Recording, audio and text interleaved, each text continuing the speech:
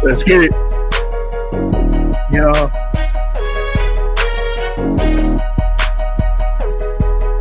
Y'all vibe with me real quick before we get started.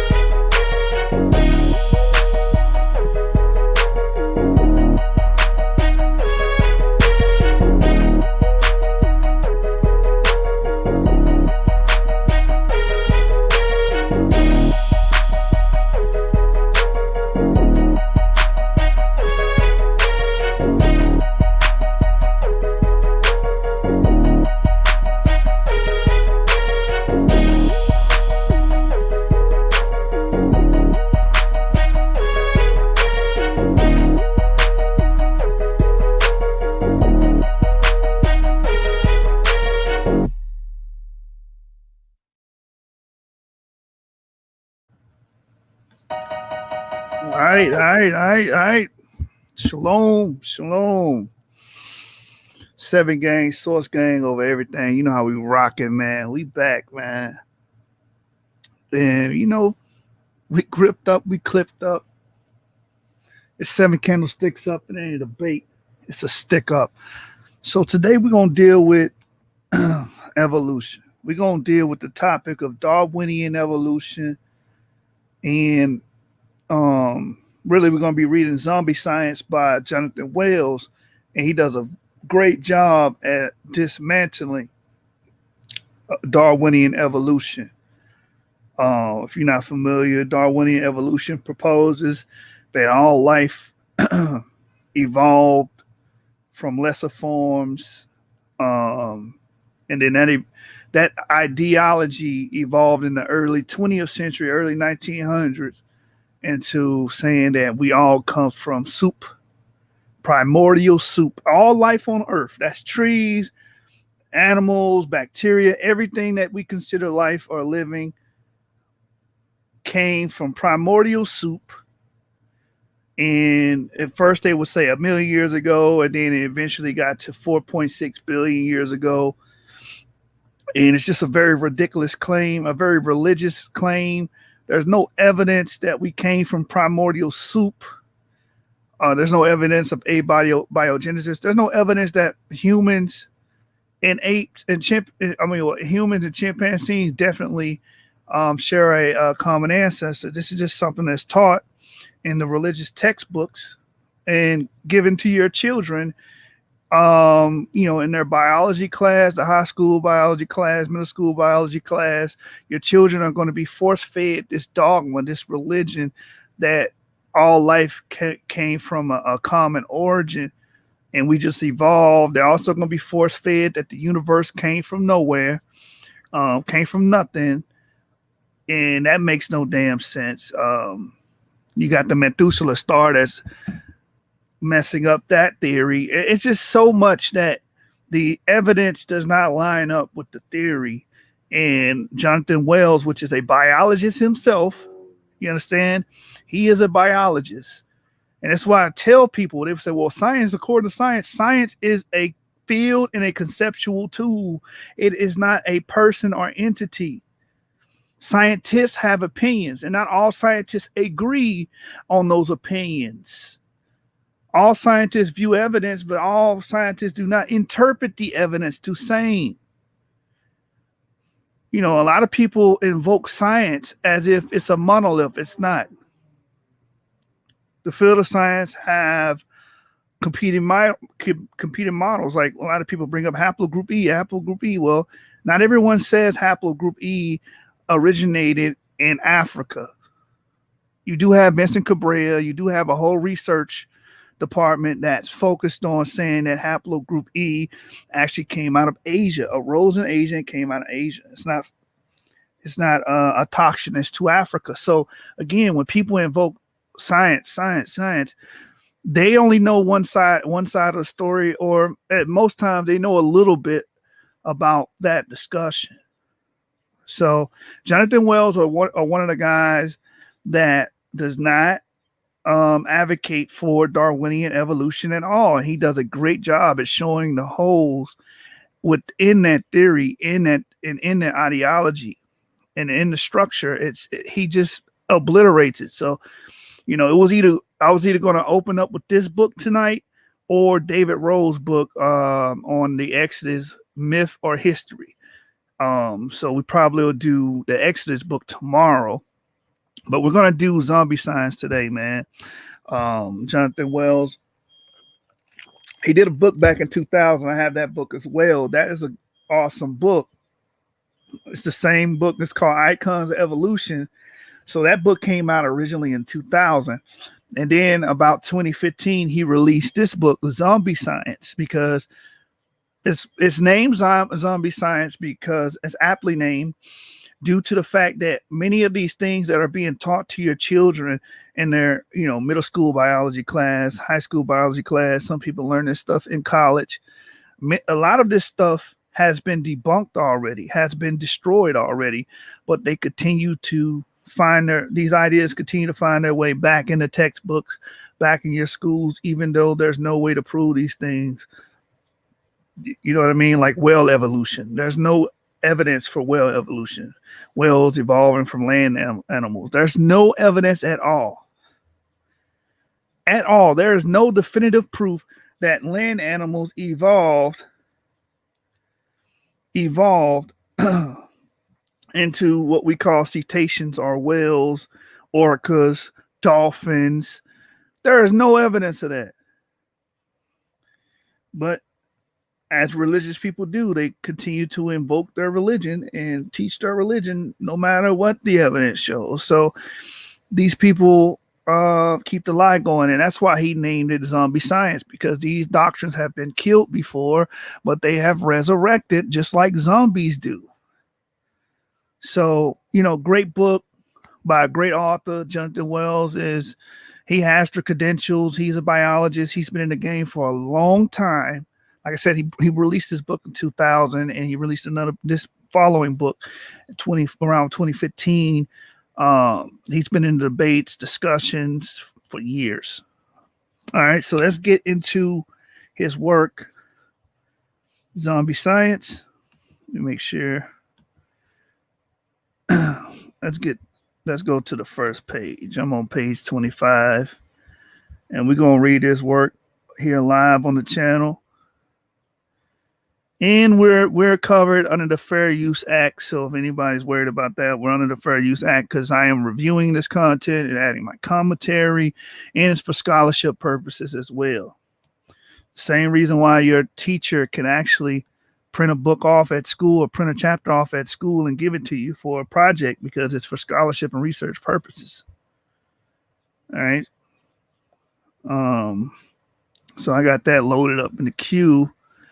So before I even start reading, let's go ahead and get that Copyright Act up there. You know what I'm saying? It's always important to CYA. Always important to CYA.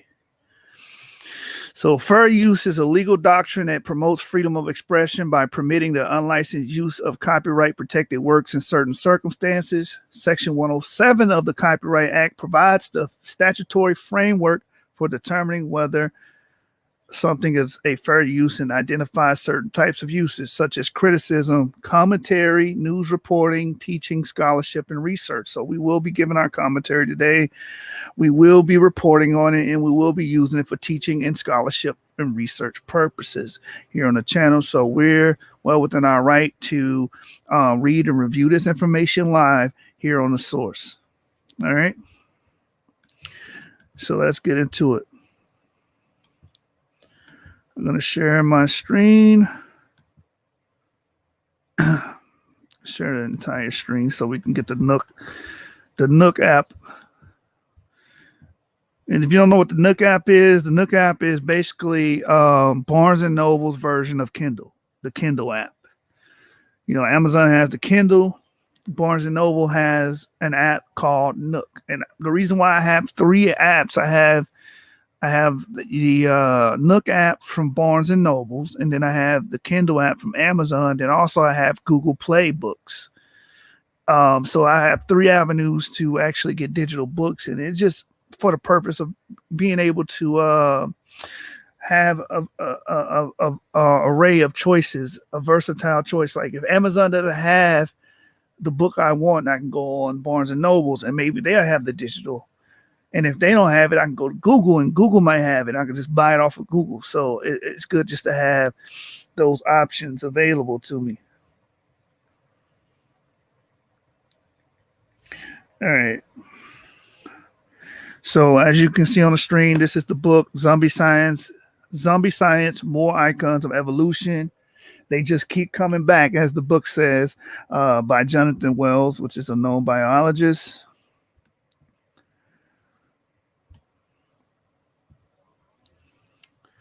We'll read the description. In 2000, biologist Johnathan Wells took the science world by storm with the Icons of Evolution, a book showing how biology textbooks routinely promote Darwinism using bogus evidence.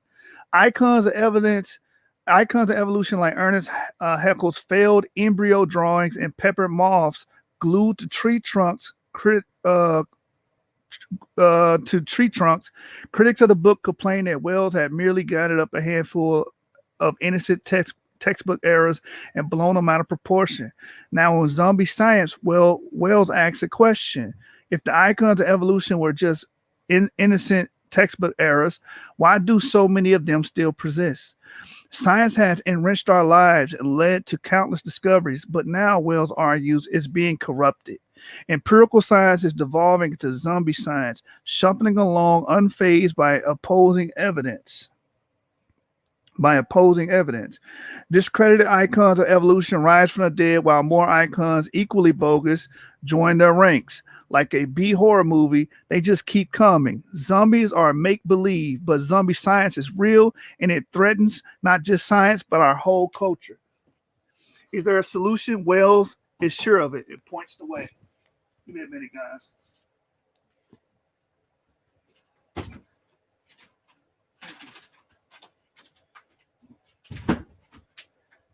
So as you can see on the book, is pretty much tackling these ideas that's been killed already, but they find their way back into the textbooks. They find their way back in your school's corpus of books and curriculum. They find their way back into the talking points of many believers and proponents of Darwinian evolution. All right. Let's keep it going. It's dedicated to the students who will need to discern the truth for themselves. Let's keep it going. If you want to get more information, you can go to iconsofelution.com, and he has some more material, articles, and stuff like that you can go through on your free time. All right, then he just breaks down the context, praises for zombie science, acknowledgments, who let the zombies out. That's chapter 1. Chapter 2 is dealing with the tree of life. Chapter 3, the survival of the facus. DNA, the secret of life. Chapter 5, walking wells, which I can't wait to get to that chapter because it pretty much, puts the bullet in the head of that doctrine. Walking wells, there's no such thing. Land animals did not evolve into cetaceans, which are whales, dolphins, orcas.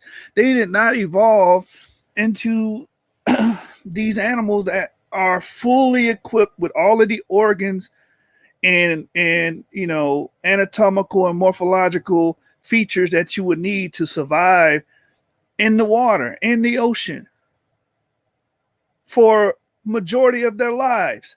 They have to spend all of their time. We're not talking about sea otters. Sea otters can go in and out the water at will. Whales have to spend majority of their lifetime submerged in water.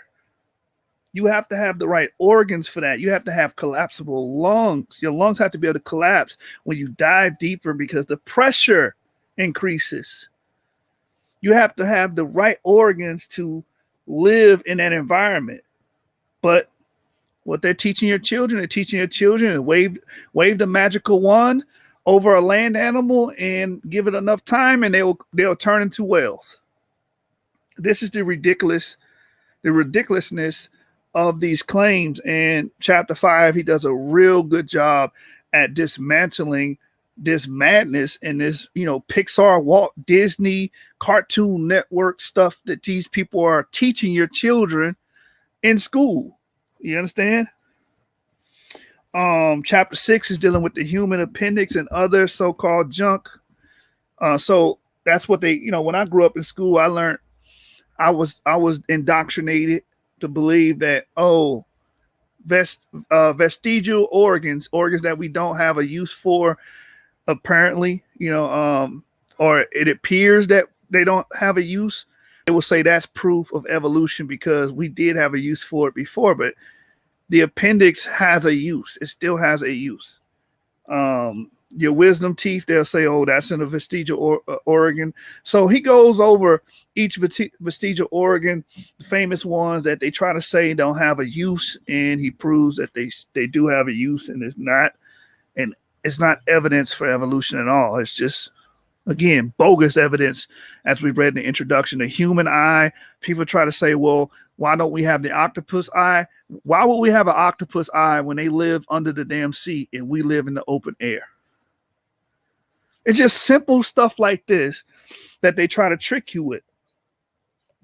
The octopus eye is way better than the human eye. That shows you that that's faulty creation. That can't be creation. That's got to be the effects of evolution. No, the eye is great. The human eye is great for living in the air, living in the medium of oxygen and nitrogen that we have now in the gases. The octopus eye is great for being submerged in water. It's just that simple. So when we get to that chapter, we'll break that down.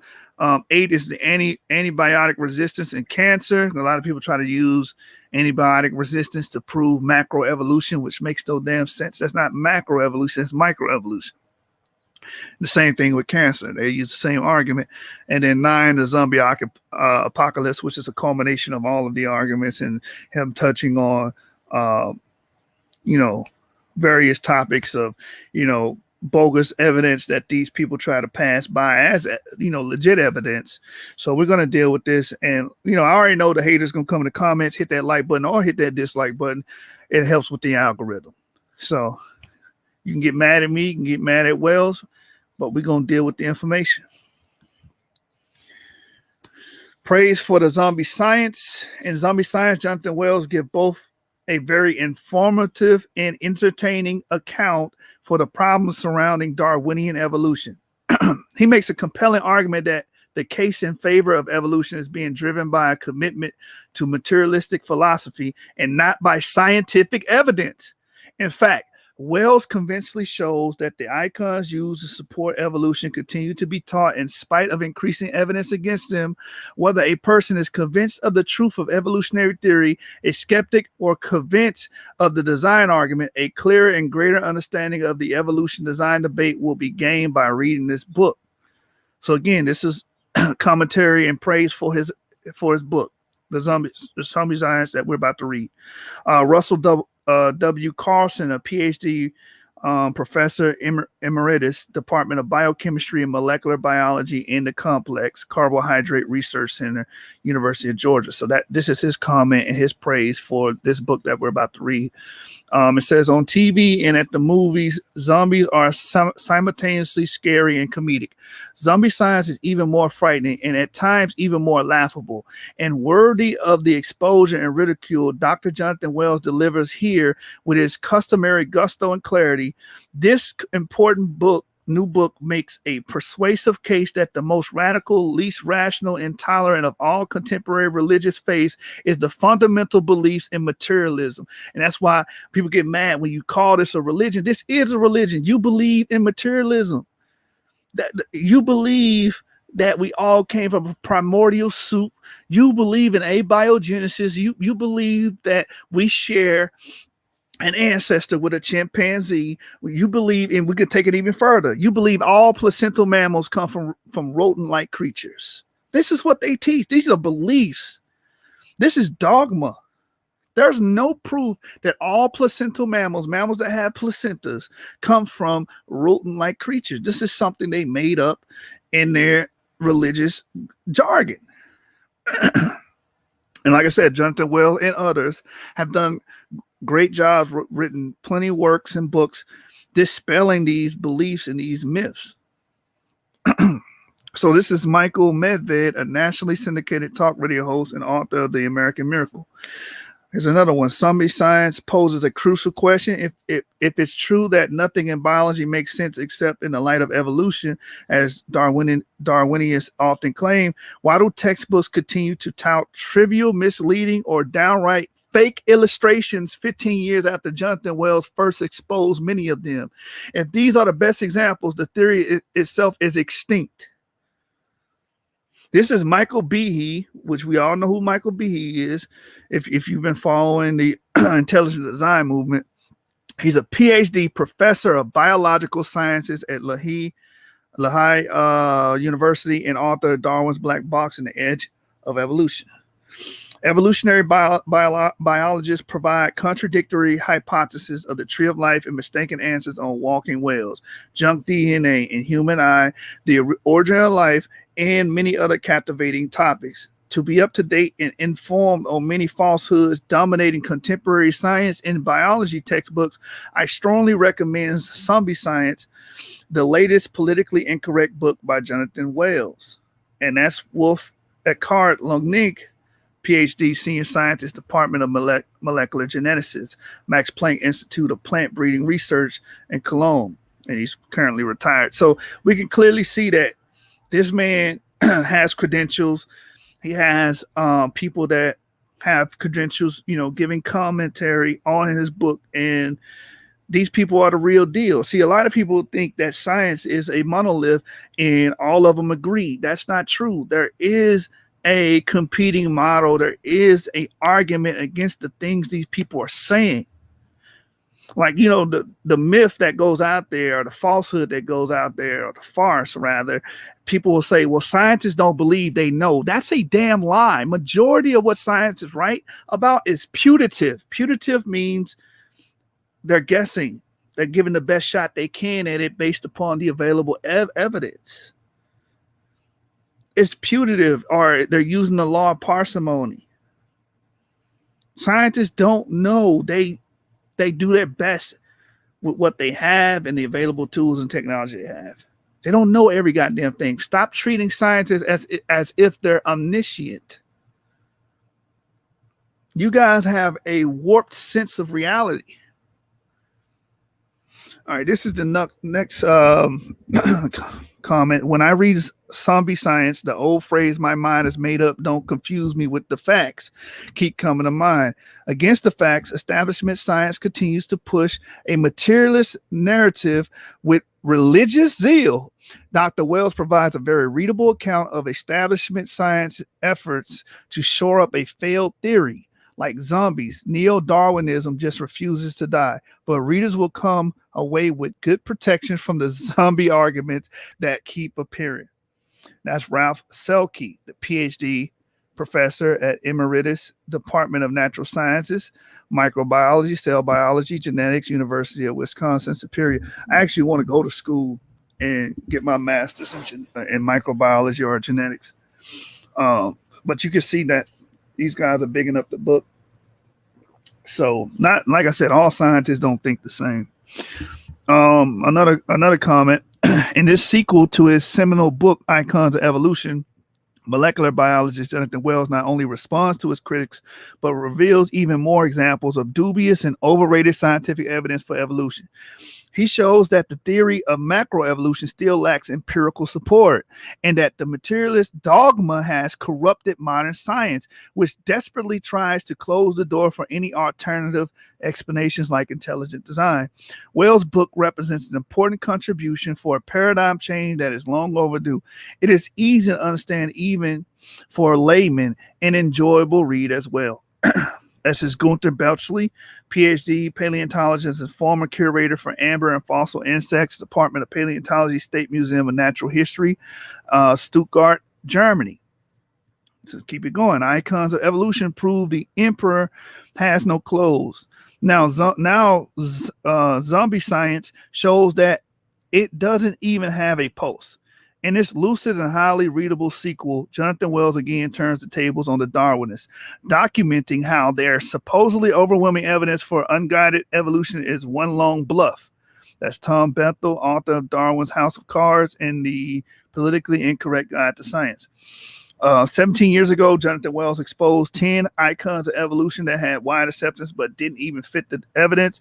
Now he demonstrates that these icons not only continue to haunt the popular media and remain commonly distributed in textbooks, but that at least 6 more can be added to the list.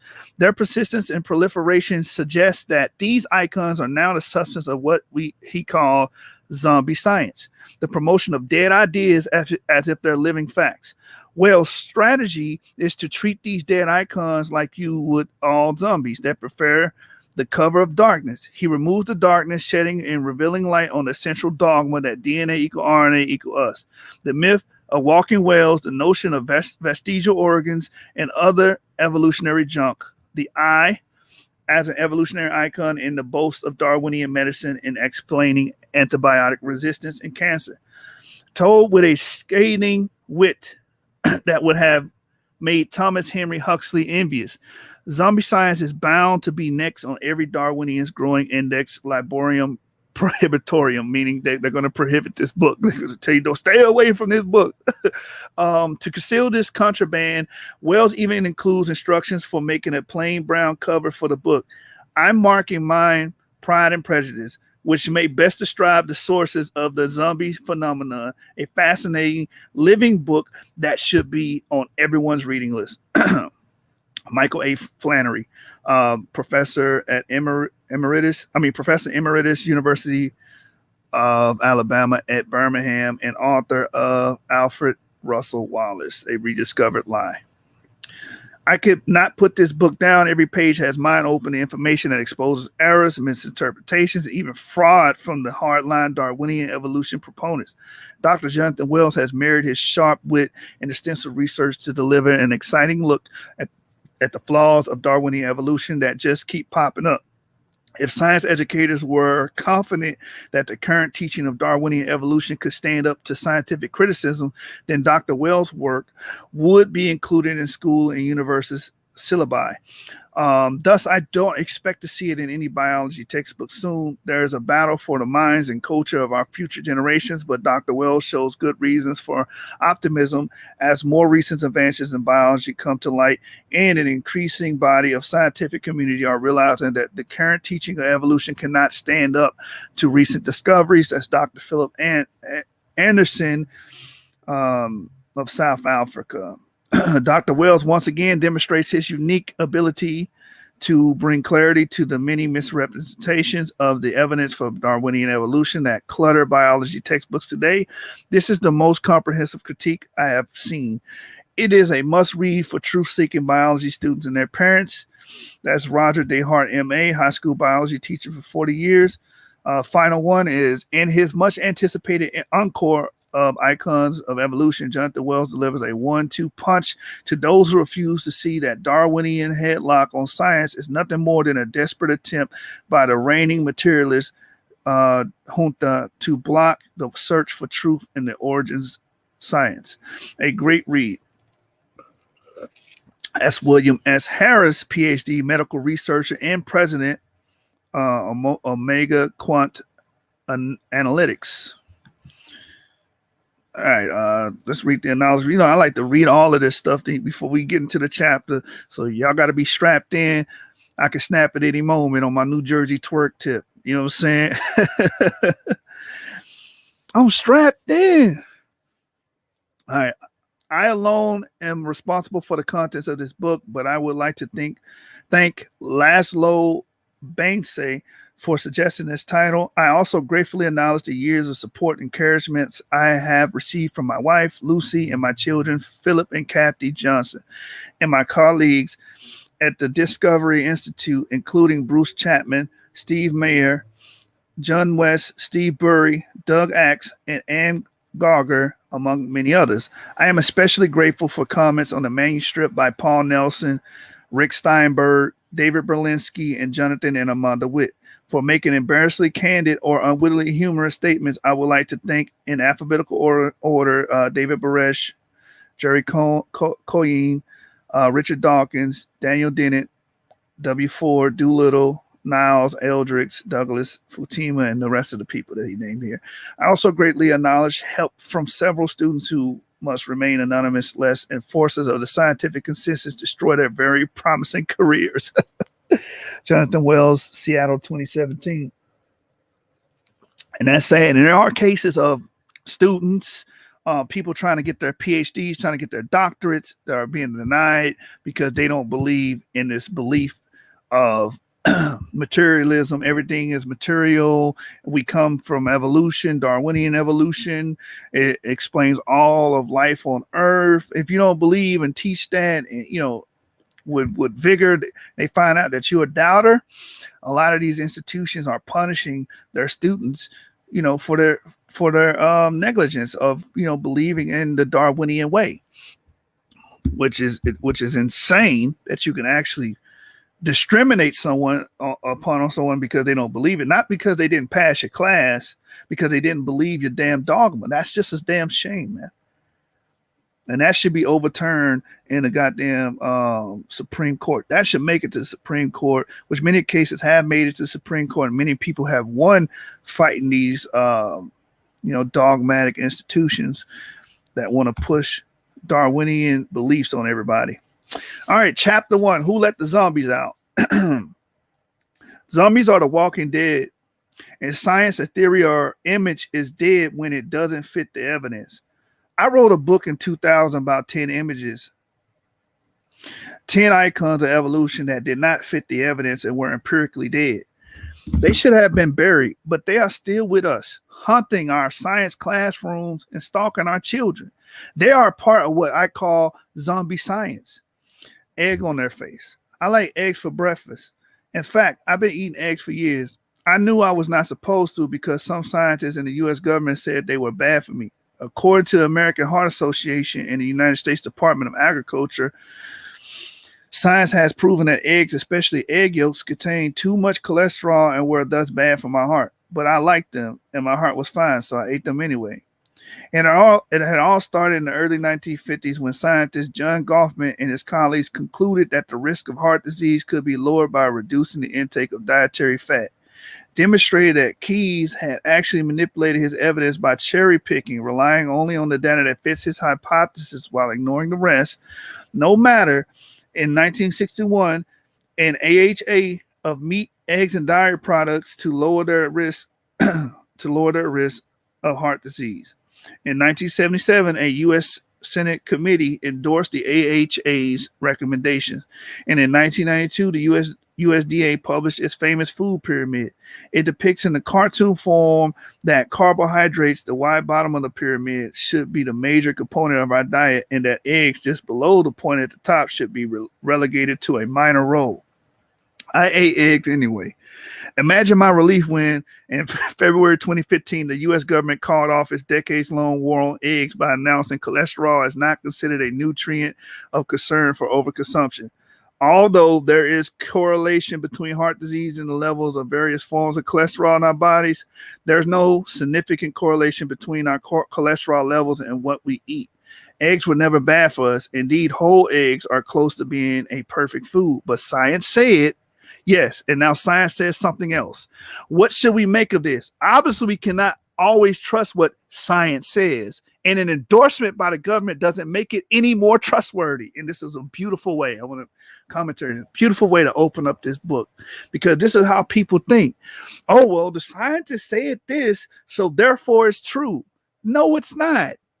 Just like he illustrated here in his book with the eggs. The eggs was in the 50s. It started in the 50s. They cherry picked some information and they made up this cholesterol lie and tried to tie it with heart disease. The government backed up on it, piggybacked on it, made the food pyramid. And in 2015, they said that was all a bunch of malarkey, man. But science says, yeah, but they were wrong. They were wrong. They were wrong. All right, so let's continue reading on. In fact, we are told many things by science that are not true. The misguided war on eggs were a relatively benign instance of this. Eggs were not declared unconstitutional, and people who ate them were not publicly ridiculed or driven from their jobs, but science says it's not always so benign. Warning, this book is politically incorrect, even dangerous. If you are seen reading it on college campus, your career could suffer, so you may want to disguise it with a different cover. The supplement on page 189 shows how to make a plain paper cover. Reading on in the book, it says, how can you know whether something science says is true? Ultimately, you will have to discern the truth for yourself. This doesn't mean there's no objective truth and everything is subjective, but sometimes people, even decent, intelligent people, commit themselves to an idea that seems unreasonable yet distorts the objective truth. When it comes to science, you will be told one thing by our enormously powerful and wealthy scientific and educational institutions, as well as by mainstream news media that serves as their mouthpiece. But you may learn something else if you look at the actual evidence, that is, the objective truth. Before we go any further, let's look at some of the ways people use the word science. What is science? Many people are inclined to respect science and trust its authority, but science can mean different things. In one sense, science is the enterprise of seeking truth by formulating hypotheses and testing them against the evidence. If a hypothesis is repeatedly tested and found to be consistent with the evidence, we may tentatively regard it as true. If it's repeatedly found to be inconsistent with the evidence, we should revise it or reject it as false. We call this enterprise empirical science. At some level, we are all scientists in this sense because in our daily lives, we compare our ideas with our experiences and revise them when necessary, often without a second thought. In another sense, people think of science as the modern advances in medicine and technology that have enriched our lives. Those advances originate in human creativity and design, but their practical application involves testing them against the evidence to find out if they work. So advances in medicine and technology have an empirical aspect as well as a creative one. Let's call this technological science. Let me make sure we still alive. Make sure we still rocking and rolling like Chuck Berry in the 70s. Yeah, hit that like button. Subscribe to the channel while y'all at it. Shalom to everybody in the building. Open up the nook.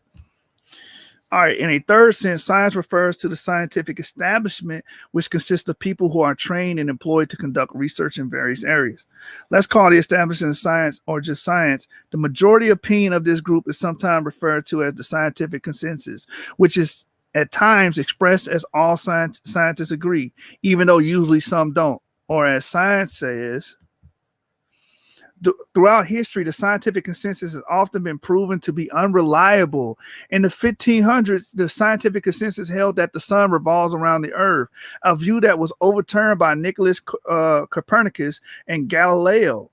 In 1750, the consensus held that some living things, such as maggots, originate by spontaneous generation, a view that was overturned by Francesco Redi and Louis Pasteur. There are much examples in the history of science. In a fourth sense, some people define science as the enterprise of providing natural explanations for everything. That is, account for all phenomena in terms of material objects and physical forces amongst them. This is sometimes called methodological naturalism. The view that science is limited to materialistic explanations because repeatable experiments can be done only on material objects and physical forces. In principle, methodological naturalism is not a claim about reality, but a limitation on a method.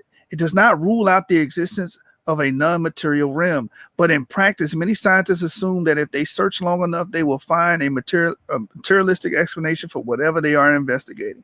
This assumption that there are materialistic explanations for everything is not just a statement about method. It is equivalent to a materialistic philosophy, which regards material objects and physical forces as the only realities. Mind, free will, spirit, and God are considered illusions. Intelligent design, the view that some features of the world are due to an intelligent cause rather than to unguided natural processes is also regarded as an illusion. Not all scientists today are materialists. And indeed, modern science was launched primarily by European Christian theists. Let me read that again right there. For all you people, we use science. You wouldn't have modern science if it wasn't for theists. Christian theists, people that believe in the Bible. I'm gonna read this again because he snuck this one in there. This was the shadow punch towards Sonny. Listen, man, the impact of the punch of front flip. Well, let's get back to it. Not all science today are materialists, and indeed, modern science was launched primarily by European Christian theists. I want y'all to note that, man. Take that, man. Put that in your notebook. Write that down, because a lot of people that are atheists, you know what I'm saying, they'll come out and jump out there and say, well, we got to follow science, and science ain't got nothing to do with y'all book. What the people that created the platform that you own, they were European Christian theists. The people that gave rise to modern science were European Christian theists. And it also cuts you African only niggas, man. You African, you pro-Africaners, man. Something wrong with y'all. Y'all play for the African Dodgers. Like, you guys have no idea or no grasp on reality. You understand? Oh, well, we was in Egypt and we was No, you was not. Modern science came from European Christians. You just gonna have to deal with it. You're not going to make up some bullshit because you want to push your dogma. Be empirical sometimes. Will it hurt you and kill you to be empirical? I'm talking to the conscious community right now, the so-called conscious community. What's so hard about being empirical? You guys can't show and prove to save your damn lives. But let's get back to it, because many of them will try to advocate for evolution, on the low. They'll slide it in there. But anyway, it says not all scientists today are materialists. And indeed, modern scientists was launched primarily by European Christian theists. Nevertheless, science today is dominated by materialistic philosophy.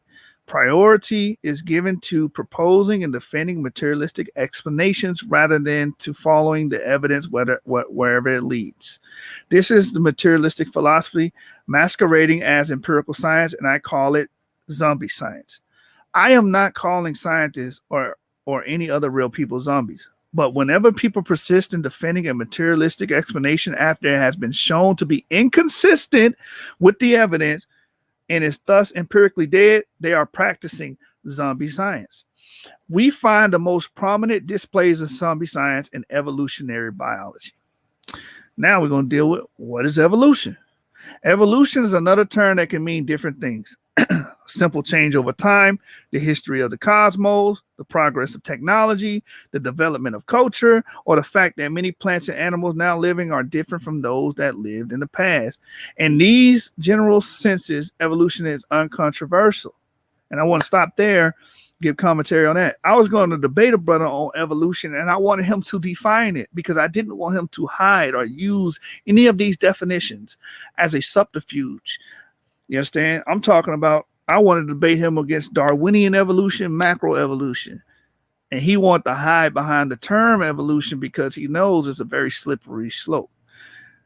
You can hide behind any or time change over time. You debating against change over time? No, I'm not debating over change over time. We change over time.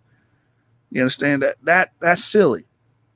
So it's important, if you guys are getting engaged in the conversations or combating information, to make your opponent define the terms, because they can try to hide and shift and move things because they don't really want to defend, especially if they're Darwinian evolutionists and they believe and they're religious and they're dogmatic. Make them define a term and stick them to the definition. Evolution can also mean minor changes within existing species from generation to generation. There's abundant evidence for such changes. They are obvious in our own families. People have also been observing such changes in other species for thousands of years. Certainly since the domestication of plants and animals, so evolution in this sense is also uncontroversial. In 1859, Charles Darwin proposed that minor variations within existing species are preserved or eliminated by natural selection, survival of the fittest. And that given enough time, this process generates new species, organs, and body plans. Darwin argued that variations and selection are unguided, so the results of evolution are left to the working out of what he called chance. There seems to be no more design and variability of organic beings and in the action of natural selection. He once wrote then in the course which the wind blows. Evolution as materialistic science. Darwin described his most famous book, The Origin of Species, as one long argument. It was basically an argument against creation by design, and it took the following form. The facts of biology are inexplicable on the theory of creation, but making sense on his theory of descent with modification. Starting with the fourth edition of his book, Darwin went further and argued that the idea that living things were created according to a plan is not a scientific explanation, end quote. The sign was, as it were, ruled out by court by the definition. It is often claimed that people in the 19th century were converted to Darwin's theory because he provided so much evidence for it, but this is not true. For one thing, Darwin could offer no evidence for natural selection, only one or two imaginary illustrations. And despite the title of his most famous book, he failed to explain the origins of the species. Let me stop right there. The book is called Origin of the Species, but the damn book is not even telling you the origin of the species or origin of species. Excuse me. The irony. The irony. He didn't even explain the shit. But this is the beginning of this religion that we call Darwinism. All right, back to the reading. It says people were converted to Darwin's theory mainly because it fit the increasingly materialistic tenor of times. Historian Neil C. Gillespie wrote that it's sometimes said that Darwin converted the scientific world to evolution by showing them the process by which it had occurred. Yet the uneasy reservations about natural selections among Darwin's contemporaries and the widespread rejection of it from the 1890s to the 1930s suggest that this is too simple of a view of the matter. It was more Darwin's insistence on totally natural explanation than on natural selection that won their adherents. Close quote. So, according to the historian Neil, he's saying that people wasn't won over because the evidence was just, so obvious. The evidence wasn't even there. He pretty much gave you imaginary illustrations. Like a bear, one part of his book, he said if a bear were to swim long enough, he'll become a monstrous whale or something like that. Like that was just an imaginary illustration that had nothing to do with empirical evidence. But what won people over is the thought of a completely material universe. They can get rid of God. Wait, we don't have to have no God no more. We just get rid of God and explain everything materialistically. We just need material. We just need matter. We just need, that's what we need. Just matter. Mass and matter. That's all we need. We don't need a God. Therefore, we don't have to have a God that gives laws, lawgivers, and we know the philosophy behind that. So that's why people were gravitating to Darwin, because there was no need for a deity and no God with his ideology. And that's why he won their adherence. That's according to the historian Neil, right? Let's keep reading. It says, this explains why we hear little about the co-discoverer of natural selection, Alfred Russel Wallace. Although the theories of both men were first publicly presented on the same day in 1858, Wallace was skeptical that the unguided variation in the survival of the fittest could account for things such as the brain, the organs of speech, the hand, and the external form of a man. He concluded instead that evolution must have been directed by an overruling intelligence. So even in the beginning and conception of natural selection, you had Alfred Russel Wallace saying, hey man, the brain's too complicated. The organs that cause us to speak, our teeth, our tongue, and what we call our voice box, all those things work in conjunction to allow us to speak. That's what's making me speak into this microphone right now. These are very complex things, and it's integrated complexity, meaning multiple organs are working together to accomplish something. So how do you just explain that to unguided processes? If you go dump a bunch of damn marbles outside, or not even marbles, let's say you dump a bunch of mixed paint outside, it's not going to become the Mona Lisa, man. It's not going to magically. What's the odds of you spilling random paint on the damn sidewalk that it becomes a Mona Lisa painting? So that's pretty much what Alfred Russel Wallace is saying. These organs are too damn complex to sit up here and say that they came from unguided processes. Blind, unguided processes. So that was back in 1858. One of his running mates was basically saying, listen, man, this is not making any sense. Darwin was horrified by this idea. As historian Michael Flannery has pointed out, Wallace's ideas challenged Darwin's entire framework, a framework that served not only to bolster a materialistic metaphysic, but in effect proposed to become his operative manifesto. The inescapable conclusion, according to Flannery, is that Darwinian evolution, far from being a scientific theory, is one long argument in favor of an a priori metaphysic. So they were basically discounting this thing, man. They were saying this is not even a scientific theory. But this part of the conversation doesn't make it into your children's textbooks. And if you're at college right now, it's not going to make it into your college biology textbook.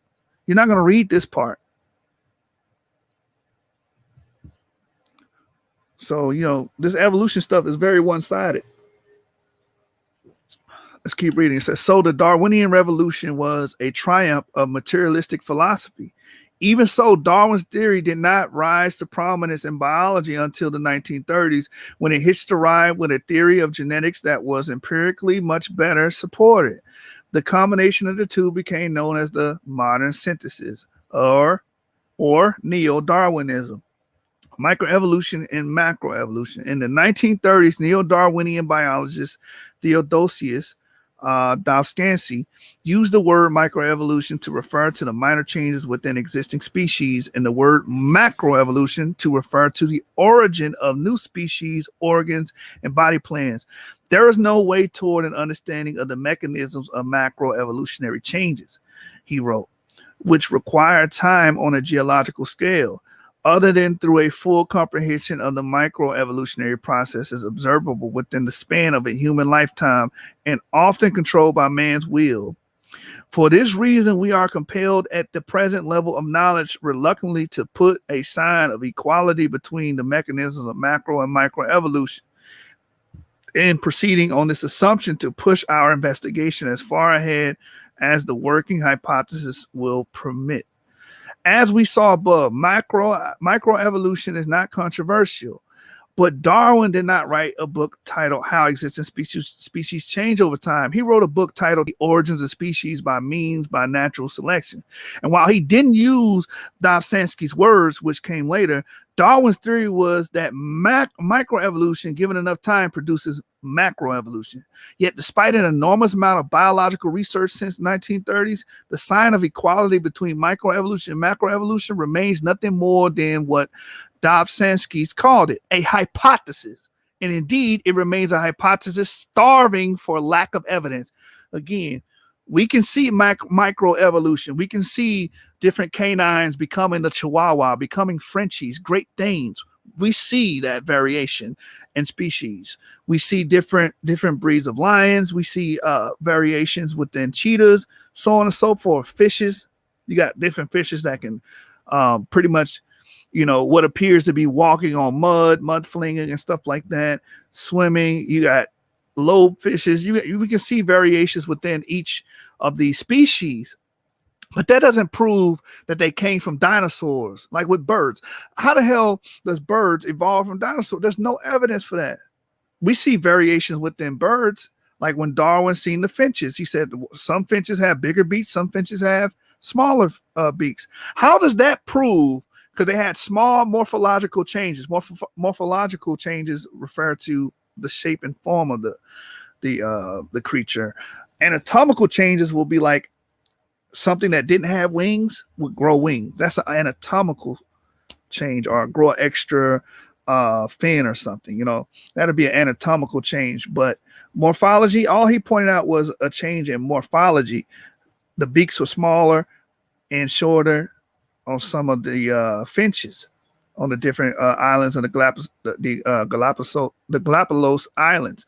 And how do you go from that to them saying that they came from dinosaurs? I'm saying all of this is fictive and fictitious, and it's all a farce. There's no evidence for it. And this is like Johnathan Wells says, to this day, it's just an hypothesis that has no evidence. That's just the proof. I mean, that's just the facts, man. It says, as we saw above, microevolution is not controversial, but Darwin did not write a book titled How Existing Species Change Over Time. I read this already.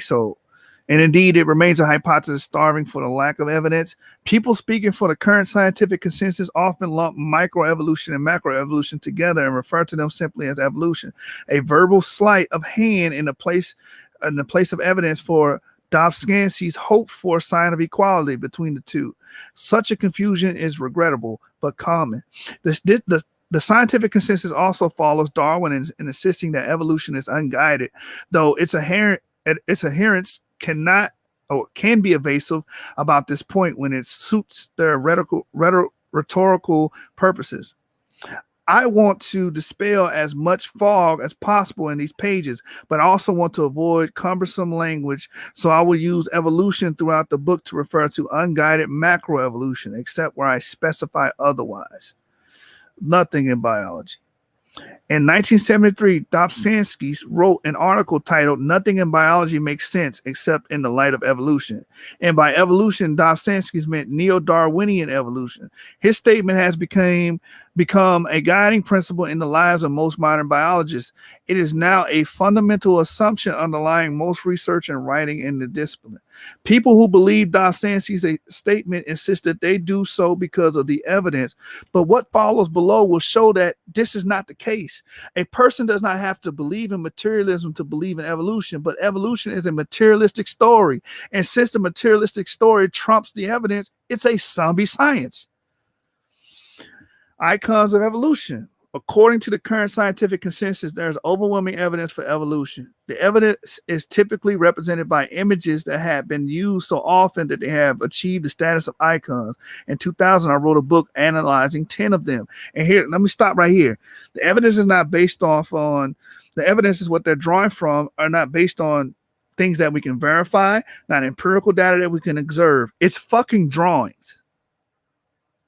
A lot of the stuff some of the stuff is what people drew. Like a lot of times when people want to prove ape to human evolution, they will give you the ape to human chart. Haeckel's embryos, when he was like, oh, well, we can tell we all evolved from fish-like animals because if you look at the embryos, a human looks like it has gills. Those were fake. He drew those. Those are not representations of real embryos. That was debunked when we actually started taking photos of real embryos later on and comparing and contrasting. Those two little slits that you see in a human's embryos are his lungs getting ready to develop, if I'm not mistaken. Has nothing to do with no damn gills. But this is the Pixar, Walt Disney, Cartoon Network, Nickelodeon shit that they front load your biology books with, man. And you thinking, oh, my child, I'm paying all this money, my child getting a quality education. No, he getting indoctrinated. he getting indoctrinated. You hear me? Let me blow this up, man, so y'all can see. All right. So let's go over some of them. Miller-Urey experiment, a 1953 experiment that supposedly showed how the chemical building blocks of life could have formed spontaneously on the early Earth. And that was a failed goddamn the Miller-Urey experiment. They always want to bring it up. I learned it in school. That was a failed experiment. It did not create life. It didn't. It just did not create life.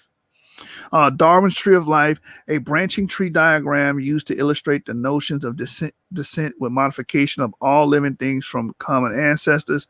Again, this branching tree diagram is a fucking drawing.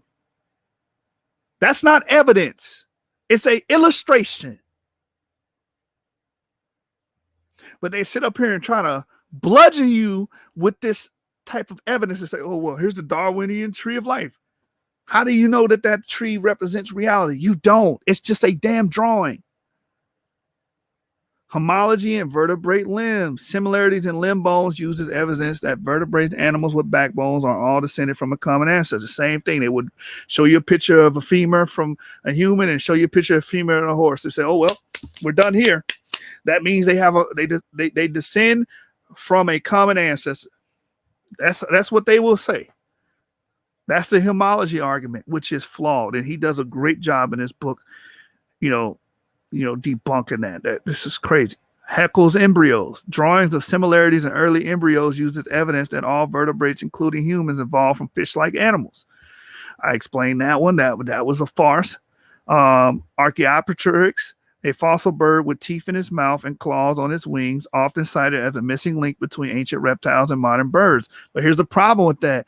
They have found modern birds as old or older than Archaeopteryx.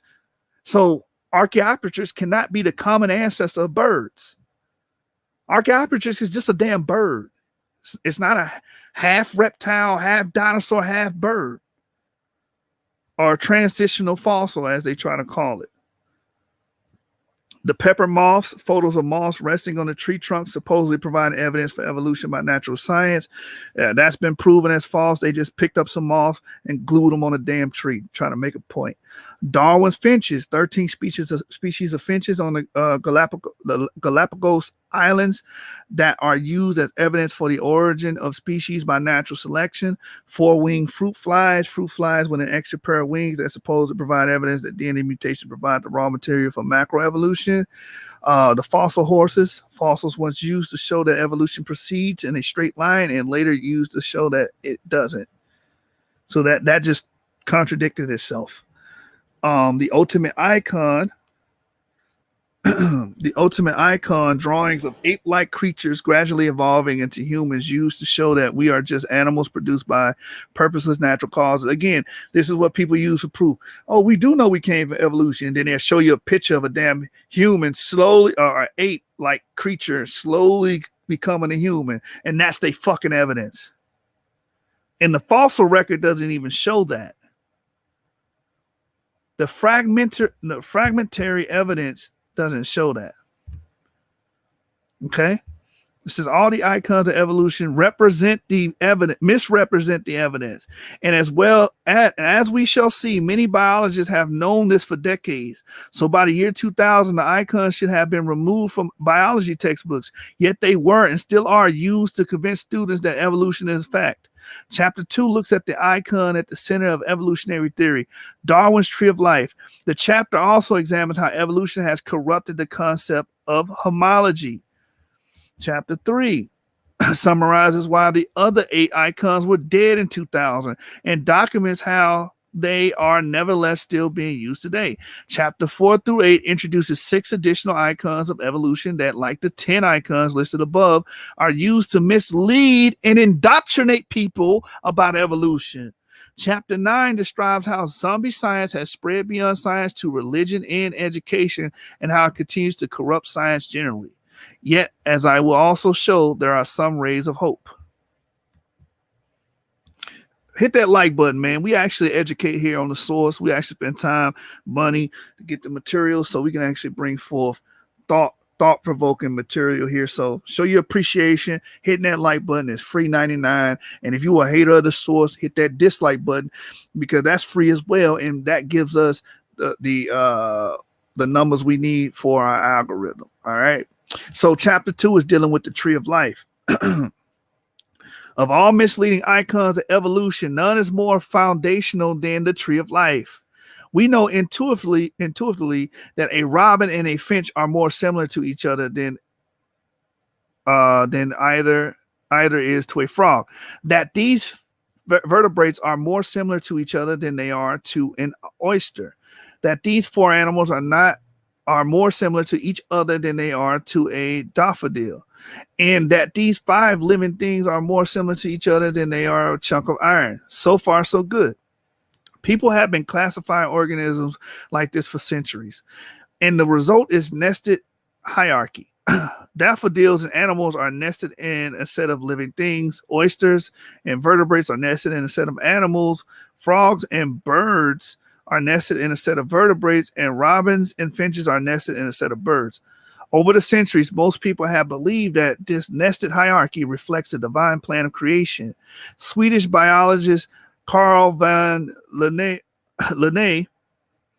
Latinized version Linnaeus, who in the 18th century founded the modern science of taxonomy by naming and classifying plants and animals according to the genus and species, believed this. So, Carl, when they bring up this classification, the taxonomy, you're actually referring to Carl Linnaeus' work, and Linnaeus believed that this revealed a plan of creation, because all vertebrates, he would say, well, the reason why all vertebrates are similar in that regard is because they're archetypes, and the designers of these creatures, used a basic archetype to make these various creatures. So he actually believed in intelligent design, actually, where you get taxonomy from.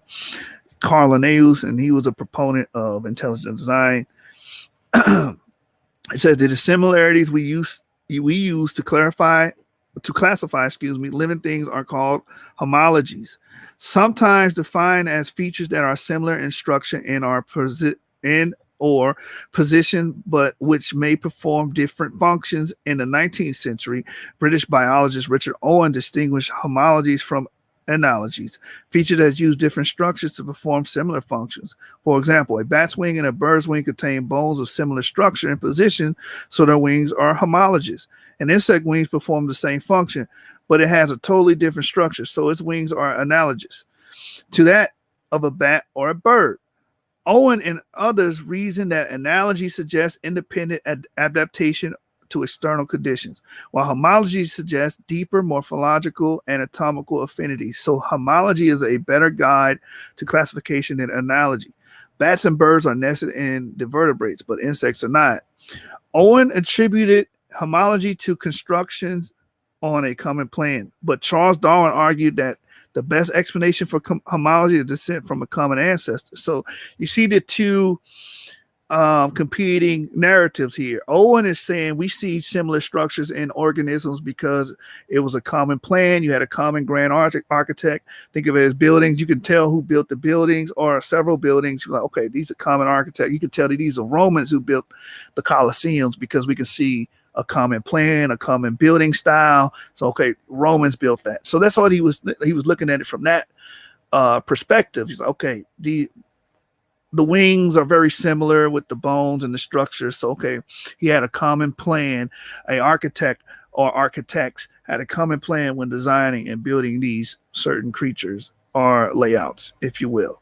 But Charles Darwin was like, no, this is homology is proof of a common ancestor, that all these creatures evolved from a common ancestor. The problem with that is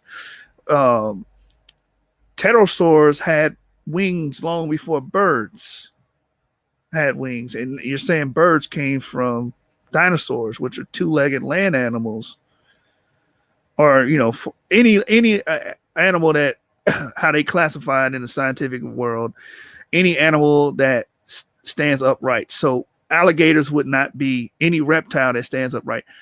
Alligators are not dinosaurs because their arms go out and they make like an L shape. Dinosaurs are different because their legs go straight up. If you look at a Tyrannosaurus, their legs go from the bottom to the top, straight to the top.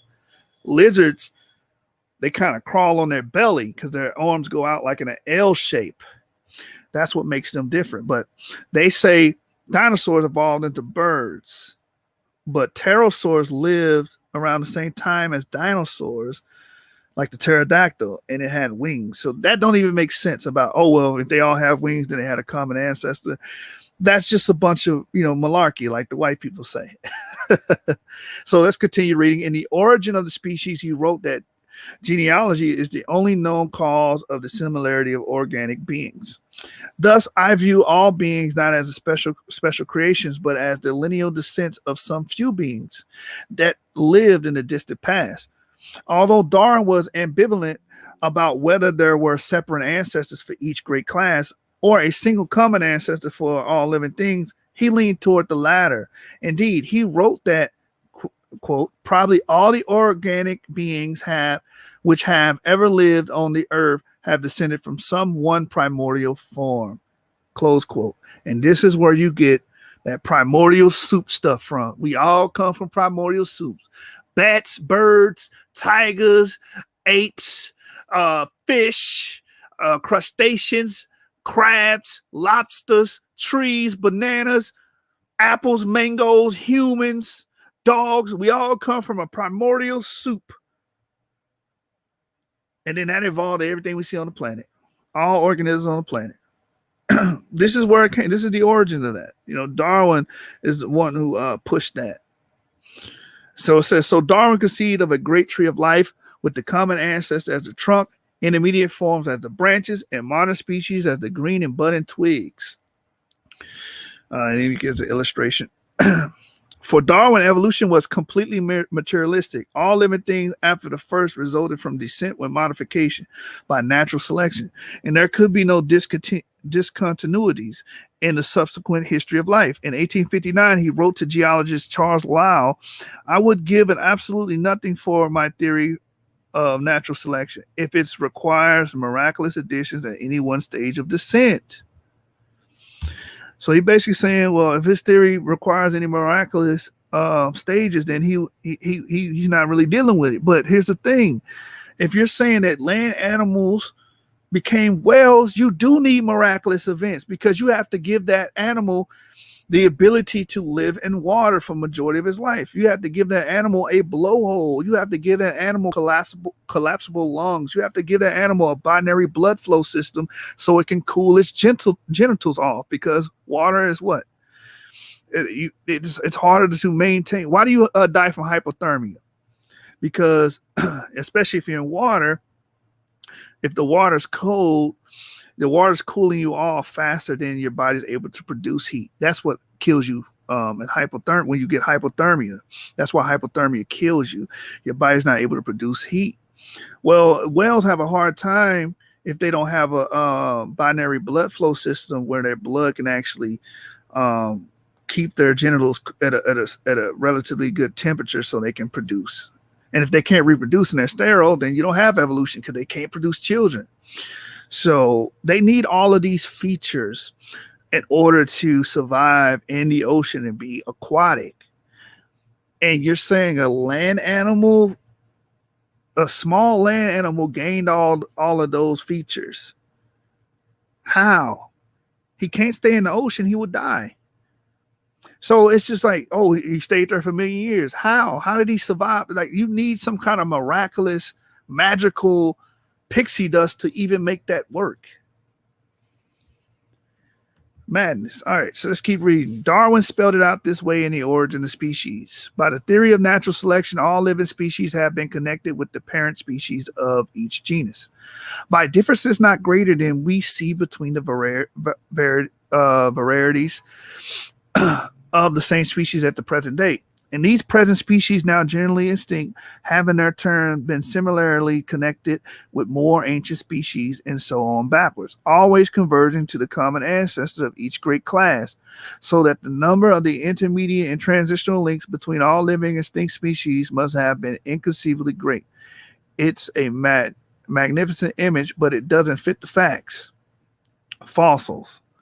The inconceivably great numbers of transitional links postulated by Darwin have never been found. Indeed, one of the most prominent features of the fossil record is the Cambrian explosion, in which the major groups of animals called phyla appeared around the same time in a geological period called the Cambrian, abruptly and without fossil evidence that they diverged from a common ancestor. Darwin knew about this in 1859. He acknowledged it to be a serious problem that may be truly urged as a valid argument against his theory. He attributed the problem to the the imperfection of the fossil record, and he hoped future fossil discoveries would help to fill in many of the blanks. But more than a century of additional fossil collecting has only made the problem worse.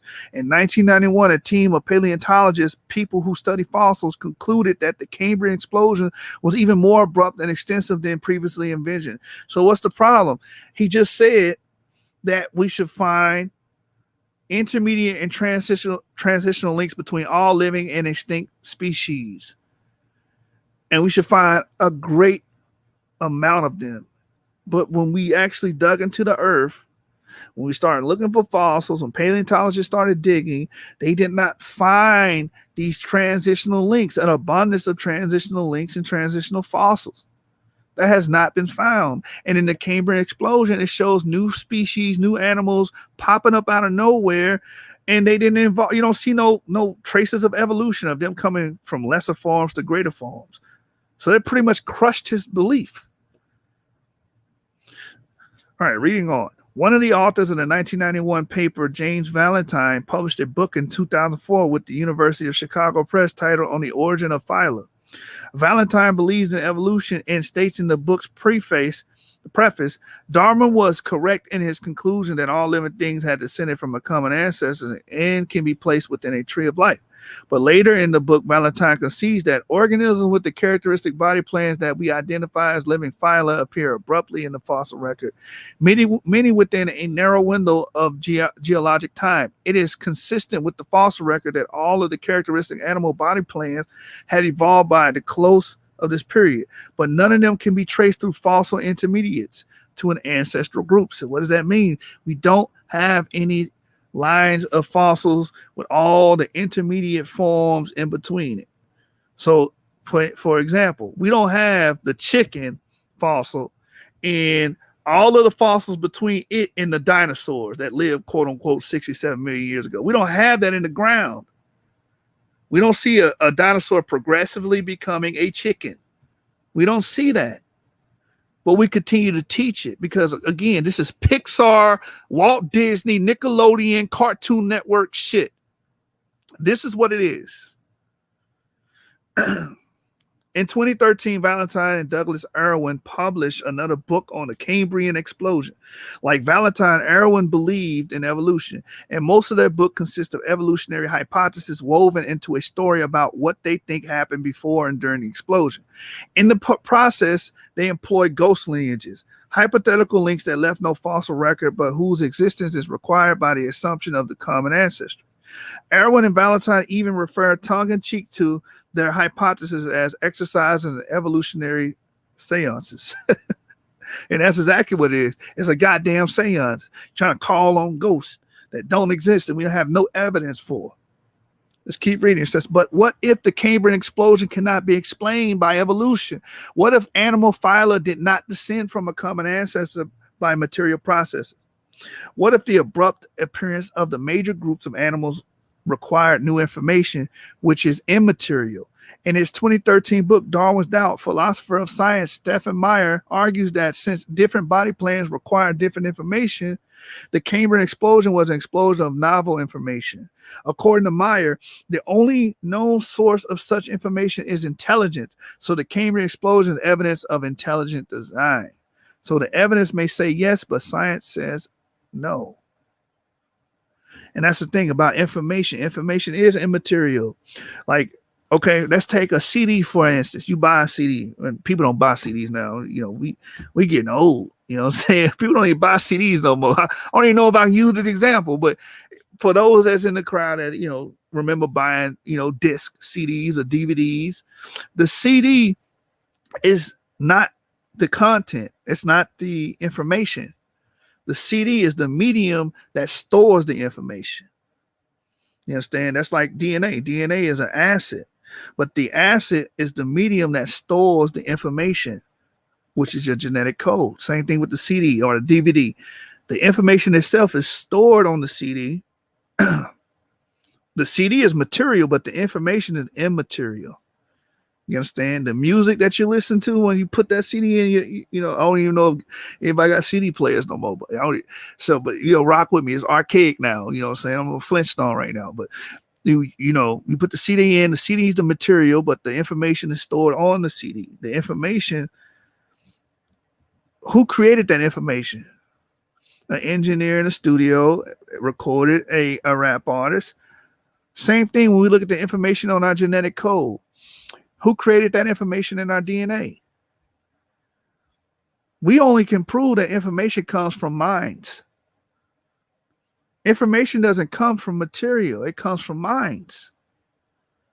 So that was Stephen Meyer's approach to show that intelligent design is pretty much intrinsic in all the organisms, because in order to get these body plans, to get these different creatures, to get these different phyla or animals, you need someone to input the information, to create the information. That's why you can't just be focused. That's why I'm a dualist. I don't focus just on material. You understand? Who created the information? Who wrote the program for Microsoft Word? You understand? So that was his argument. Genetic code. If there's a code, you need a programmer. Programmer. That points to a deity. That points to someone outside and greater than we are. All right, let's keep reading. Punctuated equilibria. The abruptness seen in the Cambrian explosion can also be seen on smaller scales throughout the fossil record. The vast majority of the species appear abruptly in the fossil record and then persist unchanged for some period of time, a phenomenon called stasis, before they disappear. In 1972, paleontologists Niles Eldredge and Stephen Jay Gould called this pattern punctuated equilibria. According to Gould, every paleontologist always knew that it is the dominant pattern in the fossil record. Eldredge and Gould attributed stasis to the constancy of the environment or internal constraints on embryo development, and they attributed abrupt appearances to allopatric speciation. Speciation refers to origin of new species. According to the hypothesis of allopatric speciation, a small part of an existing population becomes geographically separated. Allopatric comes from the word meaning other and fatherland, and thus genetically isolated from the main population. Hypothetically, genetic changes, mutations, might then turn the isolated fragment into a new species. Though because of its small size and rapid evolution, it would leave no fossil record. Later, if the new species begins to leave a fossil record, it seems to originate abruptly. Some critics objected that this was merely an attempt to explain away the absence of evidence for transitional forms. Indeed, some critics even pointed out that a pattern of punctuated equilibria is more consistent with creation than with evolution. So wait a minute. So what we actually see in the fossil record is more in line with creation, not evolution. Because we see new creatures, new forms, new body plans, new organisms just pop up out of nowhere. We don't see any progression from, like I said, a dinosaur to a chicken. We don't see that type of stuff in the fossil record. And what we do see is animals existing and always looking very similar to what they were when they started to exist. And when they leave the fossil record, there's still no change. That's called stasis. Crocodiles been here for millions of years, according to them. Very little to no change. They're pretty much the same. So again, like that leans to the side of creation, not evolution. Let's continue reading. It says, but Darwin had declared that idea unscientific. Another criticism of punctuated equilibria was that the evolution of new morphological features by genetic mutations and natural selections would require large populations and long periods of time. Such features would not be expected to emerge in small populations in a short time, as required by Eldredge and Gould's hypothesis. Thus, evolutionary biologists Brian Charlesworth, Russell Landay, and Montgomery Slatkin wrote in 1982 that some of the genetic mechanisms that have been proposed to explain the abrupt appearance and prolonged stasis of many fossil species are conspicuously lacking in empirical support. So punctuated equilibria is not an empirically supported explanation. It is really little more than a restatement of the observation that new species tend to appear abruptly in the fossil record and then remain unchanged until they disappear. Ancestors in transitional forms are missing.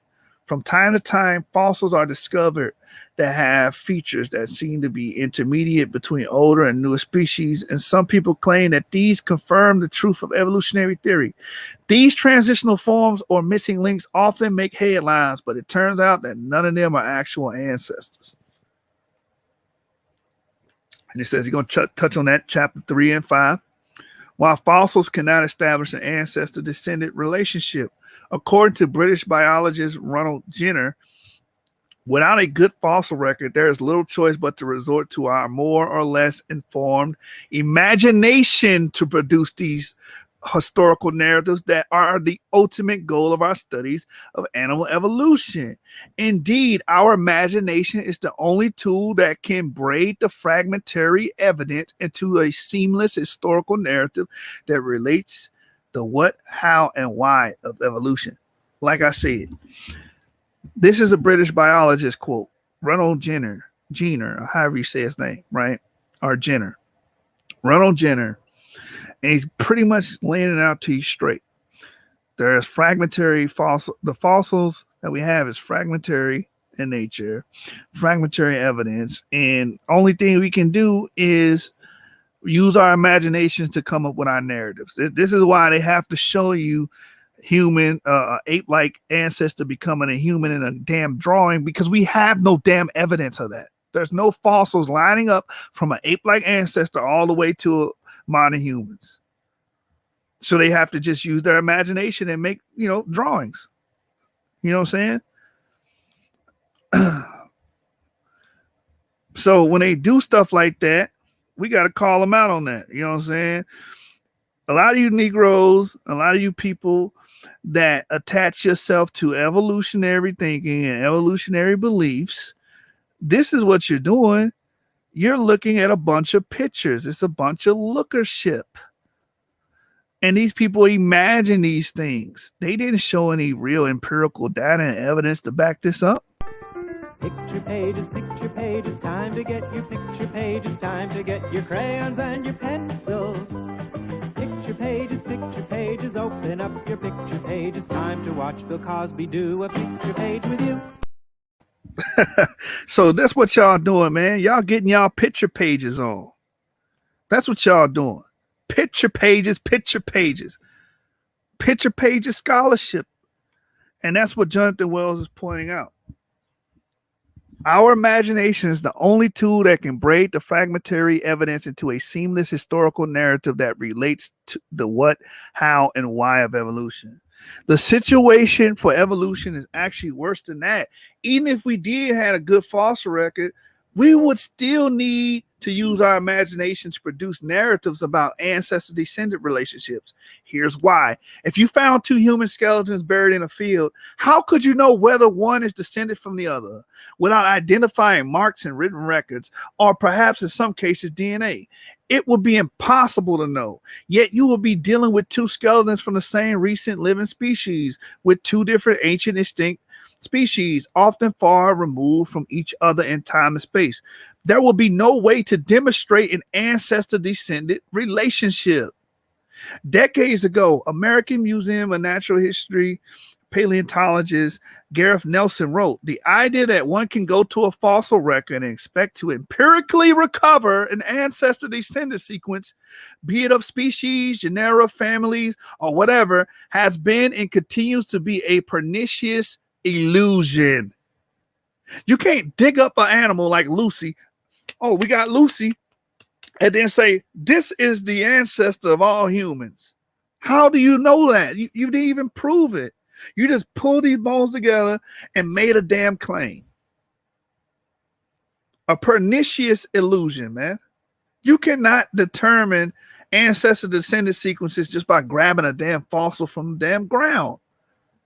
Let's continue to read. In 1999, Nature editor Henry G. wrote that it is effectively impossible to link fossils into chains of cause and effect in any valid way. He concluded, to take a line of fossils and claim that they represent a lineage is not a scientific hypothesis that can be tested, but an assertion that carries the same validity as a bedtime story, amusing perhaps, even instructive, but not scientific. It's not scientific. Just because you line up fossils and build this narrative and make a drawing of ape-like ancestors to humans, dinosaurs to chickens, does not make it scientific. It's not true. G, like Valentine Irwin, believes in evolution, but his belief, like theirs, is clearly not based on the fossil evidence. Phylogenetic trees. Despite the fact that ancestor-descendant relationships cannot be empirically recovered from fossils, the modern biological literature is full of evolutionary trees called phylogenetic trees that supposedly show such relationships. The trees are typically accompanied by stories of how earlier organisms evolved into later ones, but phylogenetic trees don't require ancestors. In fact, they don't even require organisms. In 2013, a science education group produced a lesson plan for teaching high school and college students how to construct phylogenetic trees with differently shaped metal fasteners, pastas, or cookies. Even though the objects are artificial, the problems faced and the questions posed are similar to those addressed by paleontologists using specimens of fossils. The first guiding principle is organisms that resemble each other in many ways are probably more closely related than are organisms that resemble each other only slightly. That is, the greater the similarity in structure, the more features in common. The closer the probable relationship between two forms. Students are instructed to choose the smallest, simplest form as the probable common ancestor for the group, and then try to arrange the others to other branches of a tree derived from this ancestor. Obviously, nothing about these forms requires or implies common ancestry. And in fact, we all know that metal fasteners, pasta, and cookies were products of intelligent design. So what we have is merely an exercise in choosing what features to compare and deciding on degrees of relationship. But relationship is ambiguous. In one sense, it can refer to genealogy, as in Charles Darwin was more closely related to Erasmus Darwin, his grandfather, than either was to Geronimo. In another sense, it can refer to similarity, as in iron is more closely related to aluminum than either it is to daffodil. In the case of fossil species, relationships are unknowable in the first sense. So phylogenetic trees are constructed using relationships in the latter sense, but many evolutionists then equivocate, suggesting that they have demonstrated relationships in a genealogical sense. So again, they draw on these pictures, they draw on these trees, they'll put all of the dinosaurs and the chickens and the birds together on the tree. They will draw and make you a nice little picture pages. They'll put the apes and the chimpanzees and the humans on the same tree. They'll draw it, make it look good. These people look similar. They got 5 fingers. We got 5 fingers. That don't show ancestorship. That don't mean we share a common ancestor. All you did was do lookership. That's all you did. That's not empirical science. That's not empirical data. And a lot of y'all follow behind that same way of thinking, and y'all a bunch of picture page niggas. Let me play y'all a song one more time. Let me play y'all a song, man. Y'all some picture page niggas, bro. Picture pages, time to get your picture pages, time to get your crayons and your pencils. Picture pages, open up your picture pages, time to watch Bill Cosby do a picture page with you. Real talk. Real talk, man. Let's get back to it, man. Cladistics. In 1950, German biologist Willy Hennig pioneered the field of phylogenetic systematics, later called cladistics. Clade comes from the Greek word meaning branch, and in biology refers to a branch of the tree of life. Hennig believed that evolution is a fact, but he disliked unconstrained evolutionary storytelling, and he sought a more rigorously empirical way to establish relationships among living things.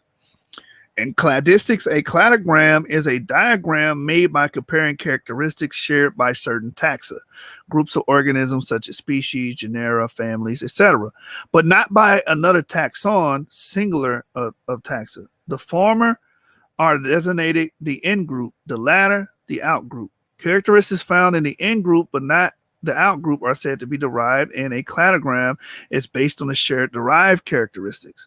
The result is nested hierarchy. Cladists view this approach as a more precise and testable than simply counting resemblances. There is no element of time or ancestral relationship in a cladogram. And evolutionary biologists may assert that the outgroup and in-group are related through ancestry and descent, but there's nothing in a cladogram itself that requires such a relationship. Ancestors and transitional forms are left to the imagination. Again, these people are imagining this relationship. They're imagining common ancestry. They're using their imagination. This is Pixar, Walt Disney, Nickelodeon, Cartoon Network shit. I keep telling y'all that. There is no evidence that we come from Lucy, that all humans come from Lucy. There's no evidence of that. There's no evidence that all mammals come from rodent-like creatures that live in the distant past. These people are imagining this. It exists in their head only, not in reality. And that's what Wells is articulating very well in his book. Berkeley paleontologist Kevin Padian acknowledges this, even though he believes in evolution. Indeed, he aggressively defends it. As he explains in a properly drawn phylogeny, extinct animals are no longer seen as direct ancestors of each other, missing links, but rather as representatives of a tree of life that help us to read the sequence of evolution of major features, not transitional forms. Since Padian considers it important to convince students of evolution, however, he recommends supplementing cladograms to make evograms. In other words, ancestral relationships are asserted despite the lack of evidence. So these people just assert this stuff. They assert that we have common ancestors. They assert that chickens come from Tyrannosaurus Rex or dinosaurs, theropod. They say they come from two-legged dinosaurs, theropods. Here's the kick. They're saying that dinosaurs, the two-legged theropods, the small ones, were jumping until they evolved and developed flight, developed wings, became avian, and was able to fucking fly. That's some Pixar. Matter of fact, you can write that into a script, send it to Pixar, and they'll probably give you $200,000 so they can make a new child movie. You know what I'm saying? And that could be out in theaters 2022. June 2022. You can write that into a theory about two theropod dinosaur jumping up and down for millions of years until they developed flight. That's cartoon shit, man. But they teaching this. This is what they put in their biology books, their biology textbooks. This is what they're teaching your children. Your children are getting thoroughly indoctrinated in these biology classes, man. Thoroughly indoctrinated with bullshit.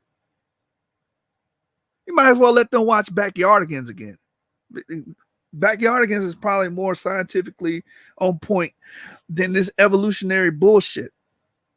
All right, let's keep going. The old-fashioned evolutionary trees that used to adorn biology textbooks have now been largely replaced by cladograms. Nevertheless, most textbooks still mislead students into believing that cladograms are ancestor-descendant diagrams. For example, Kenneth Miller and Joseph Levine's 2014 biology and widely used high school biology textbook states that a cladogram links groups of organisms by showing how evolutionary lines or lineages branch off from common ancestors. But the common ancestors are nowhere to be seen.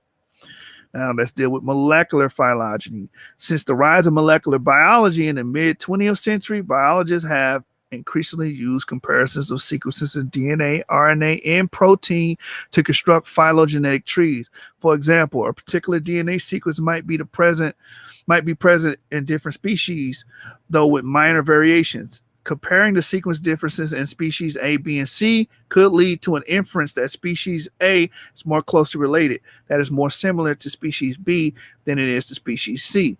The similarity between two sequences, often called homology, can be expressed as a percentage, representing how many subunits at corresponding positions are identical between them. Similarity may be assumed to imply genealogy, but this is only an assumption. Any inference to genealogy based on sequence similarity is hypothetical. And since molecular sequences with rare exceptions are available only from living organisms, any inference about the evolutionary past of other organisms, including their ancestors, is even more hypothetical. So again, we try to, like what they would say, well, you 99.8% the chimpanzee. That's a fucking lie. That's not even true. It's really more like 80%. And if that's the case, we share a common ancestor with dogs too, because they're up there too. That's the crazy part. Similar in sequences does not mean that we share a common ancestor. Any inference to genealogy based on sequence similarity is hypothetical. And you damn sure can't infer that on Lucy or any fossil that we don't got DNA from. That's even more hypothetical. You even use your imagination even more. You didn't turn your imagination all the way up. All the way turned up. That's what you didn't do with your imagination.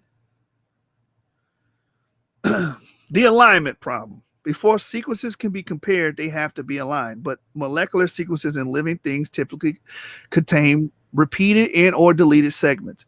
This means it's often unclear where to start aligning them. Sequences can be quite long, and since they can be aligned in more than one way, the results depend heavily on what alignment the investigator chooses. And when many sequences are compared, as they are in molecular phylogenies, the problem becomes much worse. Computer programs are available to align sequences, but they depend on the parameters built into them by their programmers, and sometimes the results are biologically implausible. In 2009, biologist David Morrison surveyed the scientific literature and found that more than 1/2 of evolutionary biologists intervene manually in their sequence alignments, and more than 3/4 of phylogenists do so. In 2015, Morrison noted a proliferation of alignment methods that produce detectably different multiple sequences alignments in almost all realistic cases. So even before the process of comparing sequences begins, subjective choices influence the eventual results. Similarities are supposed to be telling the investigators who might be related to whom and how closely, but as it turns out, the investigators are doing much of the telling by picking and choosing their preferred alignments. So they're doctoring the evidence. So when you see that 99.8% chimpanzee bullshit that we related to chimpanzee 99.8%, that shit was doctored. That was a doctored result. And when they actually went back and did it, it went only up to 80%. So again, this is the type of tomfoolery that goes on in this religious cult, the neo-Darwinist cult, man. Let's keep reading. It says conflicting trees. It's not surprising then the sequence comparisons often produce conflicting phylogenetic trees. Decades ago, it was assumed that inclusion of more molecules and analysis would eliminate the discrepancies, but has not happened. In 2005, evolutionary biologists Atanas Rokas, Dirk Kruger, and Sean B. Carroll analyzed 50 genes from 17 animal groups and concluded that different phylogenetic analysis can reach contradicting inferences with seemingly absolute support. In 2008, an international team of 18 biologists, about 150 genes, to construct a phylogeny of animal groups. Their tree was contradicted the following year by another international team of 20 biologists using 128 genes. In 2012, a biologist, Liana Develos, Andrea Cirinello, Johnathan Geisler, and Nancy Simons reported incongruence between phylogenies derived from morphological versus molecular analysis and between trees based on different subsets of molecular sequences have become pervasive. Pervasive means it's all over the place. So they got all these conflicting trees based on the genetic data that they're getting from different animals. Because what they're trying to do is prove common ancestry through DNA, but they're not able to do it because one group will publish their work and then another group will publish their work and they contradict each other. If all animals share a common ancestor, point back to a common ancestor, there shouldn't be a contradiction. All of the genetic data and the alignments should point back to a common ancestor. It should be the results should be ubiquitous, but it's not. One results are saying one thing, the other results are saying another thing, which is showing that these These animals do not share a common ancestor. All animals do not share a common ancestor. That's a lie. And we damn sure don't go back to no primordial soup. All right? So again, the results are incongruent. To eliminate conflicts among molecular phylogenies, biologists often exclude the data from their analysis, justifying the practice on the grounds that not all sequences carry strong phylogenetic signals. For example, taxa are usually inferred to be closely related if their corresponding sequences are similar, but sequences can be very different even in taxa that are believed on other grounds to have diverged recently from a common ancestor. The analogous sequences are then assumed to be fast evolving and are excluded from the phylogenetic tree, or corresponding sequences can be very similar in taxa and that are assumed to have diverged a long time ago, in which case their similarity is attributed to having accumulated enough mutations to converge on each other, a phenomenon called long branch attraction. Notice how much work the assumptions are doing in these arguments. All molecular sequences, with rare exceptions, are from living organisms. There is no way to look deep into the past and determine whether they diverge rapidly or converge slowly. So if phylogeneticist assumes that evolution is true and the history of the life is tree-like, then chooses a particular phylogenetic tree and discards whichever sequences that don't fit it. So this is what these dudes do, cherry picking. Anything that doesn't fit their argument, they throw it in the damn trash. This is what goes on. Just to push their religion, man. Which is a very silly religion. We don't all come from no damn soup, man. Primordial soup. Or we don't all descend from no Luca, last universal common ancestor. We don't come from no damn single cell organism. All right. This is all an attempt to say we don't have a creator. And it's very cartoonish. It's very imaginative, very fictive. And it's showing and revealing the mendacity of these people. All right. Orphan genes. The practice of discarding unwanted sequences has become more prevalent because of the recent discovery that many DNA sequences are restricted to a single taxon. According to evolutionary theory, all new sequences evolve from old ones by duplication and or by mutation and natural selection. In 1977, French molecular biologist Francois Jacob wrote, once life had started in the form of some primitive self-reproducing organism, further evolution had to proceed mainly through the alterations of already existing compounds. Therefore, the creation of entirely new nucleotide DNA sequences could not be any importance in the production of new information. So a sequence in species X should resemble its ancestral sequence in species Y. Let me put that in layman terms. Basically, they're saying everything that we have was created from everything we have in our DNA, everything we have in organisms today was created from old parts. Okay. The T1 model, let's use cars. The T1 model.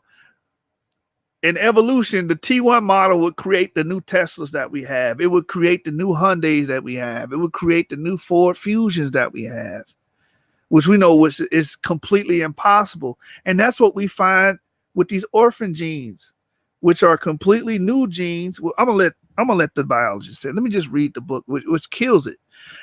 This is liking this to a T1 model creating all of the new cars that we see today, which we know is impossible because the parts in the T1 model are antiquated, old, and they don't even have computer screens in them. These new cars got computer screens in them, GPS. Some of them don't even run on gas. The Teslas run completely on electricity. So, of course, all these parts are not going to be the same. They're trying to say that we are all T1 models. We just reuse the same parts over and over again, which is a farce. It's a lie. Let me read on. It says, by the 1990s, however, biologists had discovered many sequences with no similarity to those in other taxa. In 1999, Daniel Fisher and David Eisenberg examined the complete DNA sequences of over a dozen species of bacteria, included that about a third of the protein coding regions had no detectable sequence similarity to proteins of other genomes. Genome here refers to the whole of an organism's DNA. This poses an uncomfortable question for evolutionary theory. Why, if proteins in different organisms have descended from common ancestral proteins by duplication and adaptive variation, Fisher and Eisenberg asked, do so many today show no similarity to each other? Good question. Again, this will be just like you getting a Tesla and comparing it to the T1 model. You're like, this is not similar. The components in here is not similar to that T1 model. All right? Same thing. Because again, evolutionists believe that we don't have new parts. We just recycle the old parts to create what we have today. Since protein coding regions are also known as open reading frames, ORFs, Fisher and Eisenberg called the orphan genes orphans. The number of known orphans have been growing ever since. They have been discovered in yeast, fruit flies, mice, and humans. A 2015 article in Nature reported hundreds of orphans restricted to squids and octopuses. In fact, every species whose whole genome had been studied had a significant number of orphans. Biologists now expect to find orphans wherever they look. Where do orphan genes come from? German biologist Henrik Caseman wrote in 2010 that a gene that seems to originate from scratch. So they basically said these genes seem to like come from nowhere, from scratch. Like these genes just pop up. That makes no sense when you're saying that we evolved from a primordial soup from single cell organism and we just reuse the same parts over and over again. We shouldn't have orphan genes then. These orphan genes don't conform to the theory at all. So he says, the German biologist Henrik Caseman wrote in 2010 that a gene that seems to originate from scratch probably arises from previously non-functional genomic sequence unrelated to any pre-existing genic material. In 2011, biologists Diethard Tots and Tomislav Domaset-Loso argued similarly that many orphan genes may have arisen de novo from non-coding regions, but may have arisen de novo isn't much better than saying orphan genes just happen. They can't explain orphan genes. Orphan genes kills evolutionary theory because they shouldn't be there. They're not similar to any other genes, so we can't say they have a common ancestry going on there or evolved from older genes. They can't explain it. This kills evolution. Let me keep reading. It says, aware of the problem, an international team of biologists in 2012 proposed an evolutionary model according to which functional genes evolved de novo through transitory protogenes. Just as the evolutionary story requires ghost lineages to bridge the gaps between fossils, so it requires imaginary protogenes to bridge the gaps between orphans and non-coding regions. So they just made some shit up to explain these orphan genes, because it puts a hole in evolutionary theory. It says, so it's difficult to explain the origin of orphan genes. It is even more difficult to deal with them with constructing phylogenetic trees. The authors of the 2016 article about insect phylogeny decided to deal with them by ignoring them completely. They explain that our approach eliminates any gene that is present in only single taxons because such genes are phylogenetically uninformative. Uninformative, that is, if taxons are assumed to have descended from a common ancestor. All right, so if they all descend from a common ancestor, they shouldn't have these orphan genes. They should all share the same genes. They should all be similar, right? But that's not what we see. Let's keep reading. It says, perhaps counterinformative would be the better word. So the authors cherry-picked data from every insect they studied, discarding 40% of the sequences from the fruit fly, 80% of the sequences from the water flea in order to produce a phylogenetic tree to their liking. So they got rid of majority of the damn evidence to make a damn tree that helps their argument for common ancestry. Again, more cherry picking, destroying, getting rid of the evidence and doctoring evidence to make their argument for this evolutionary lie. The methodology of constructing phylogenetic trees can thus be summarized as follows. 1, assume that common ancestry is true. 2, cherry pick the data to construct a tree that includes various organisms. 3, conclude that those organisms are related to common ancestors. This is not empirical science. This is more like reading tea leaves. Exactly. This is exactly what it is. This is not science. They make up shit as they go. Like, oh, what about the orphan genes? They don't show any signs of common ancestry. Oh, well, we just made up some protogenes. We'll just say protogenes exist. No proof of no damn protogenes. We're just gonna make some goddamn shit up to fill in the gaps. You know how they say God in the gaps? This is the naturalist of the gaps, the Darwinist of the gaps. Anywhere they have a gap, they just make up anything they want, imagine something to fill in the gap. This is the part of evolution you're not going to learn in no conventional school, man. Let's keep reading. It says the case of the missing trunk. If there were a single tree of life, its base would have been a single universal common ancestor, a single trunk. But discrepancies in molecular phylogenies have convinced some scientists that the history of life cannot be represented by a single tree. The evidence for a common ancestor, a common trunk, in other words, is missing. And some evolutionists have decided that the evidence is missing because the trunk is a mirage. Living cells were traditionally classified in two broad domains: prokaryotes without membrane-bound nuclei and eukaryotes with nuclei. The former including bacteria, and the latter including single-cell organisms such as yeast, as well as multicellular organisms such as plants and animals, based on molecular comparisons. However, Carl Woese and George Fox reported in 1977 that some prokaryotes are so radically different from bacteria that they should be classified in a third domain, which they called archaebacteria. The term was later shortened to archaea. The archaea are very different from bacteria in the chemical makeup of their cell walls and in their DNA replication machinery. Indeed, some of the enzymes the archaea use to replicate DNA are similar to those used in eukaryotes. Woese concluded that these differences between archaea and bacteria and between them and eukaryotes were too great to be explained by descent from a universal common ancestor, as that term is normally understood. The ancestor cannot have been in a particular organism, a single organism lineage. So what does that kill? Anybody saying that we all came from a single cell organism? That kills it, which I debated somebody on, and he got smashed. It said Woese wrote in 1998, it was communal, a loosely knit, diverse conglomeration of primitive cells that evolved as a unit and eventually developed to a stage where it broke into several distinct communities, which in their turn become the three primary lines of descent, according to Woese. The primitive cells, which he called progenotes, were very unlike modern cells. A progenote was more or less a bag of semi-autonomous genetic elements that would come and go. So progenotes were not organisms in any conventional sense. But if our common ancestor with archaea and bacteria was not an organism, in what sense was it an ancestor?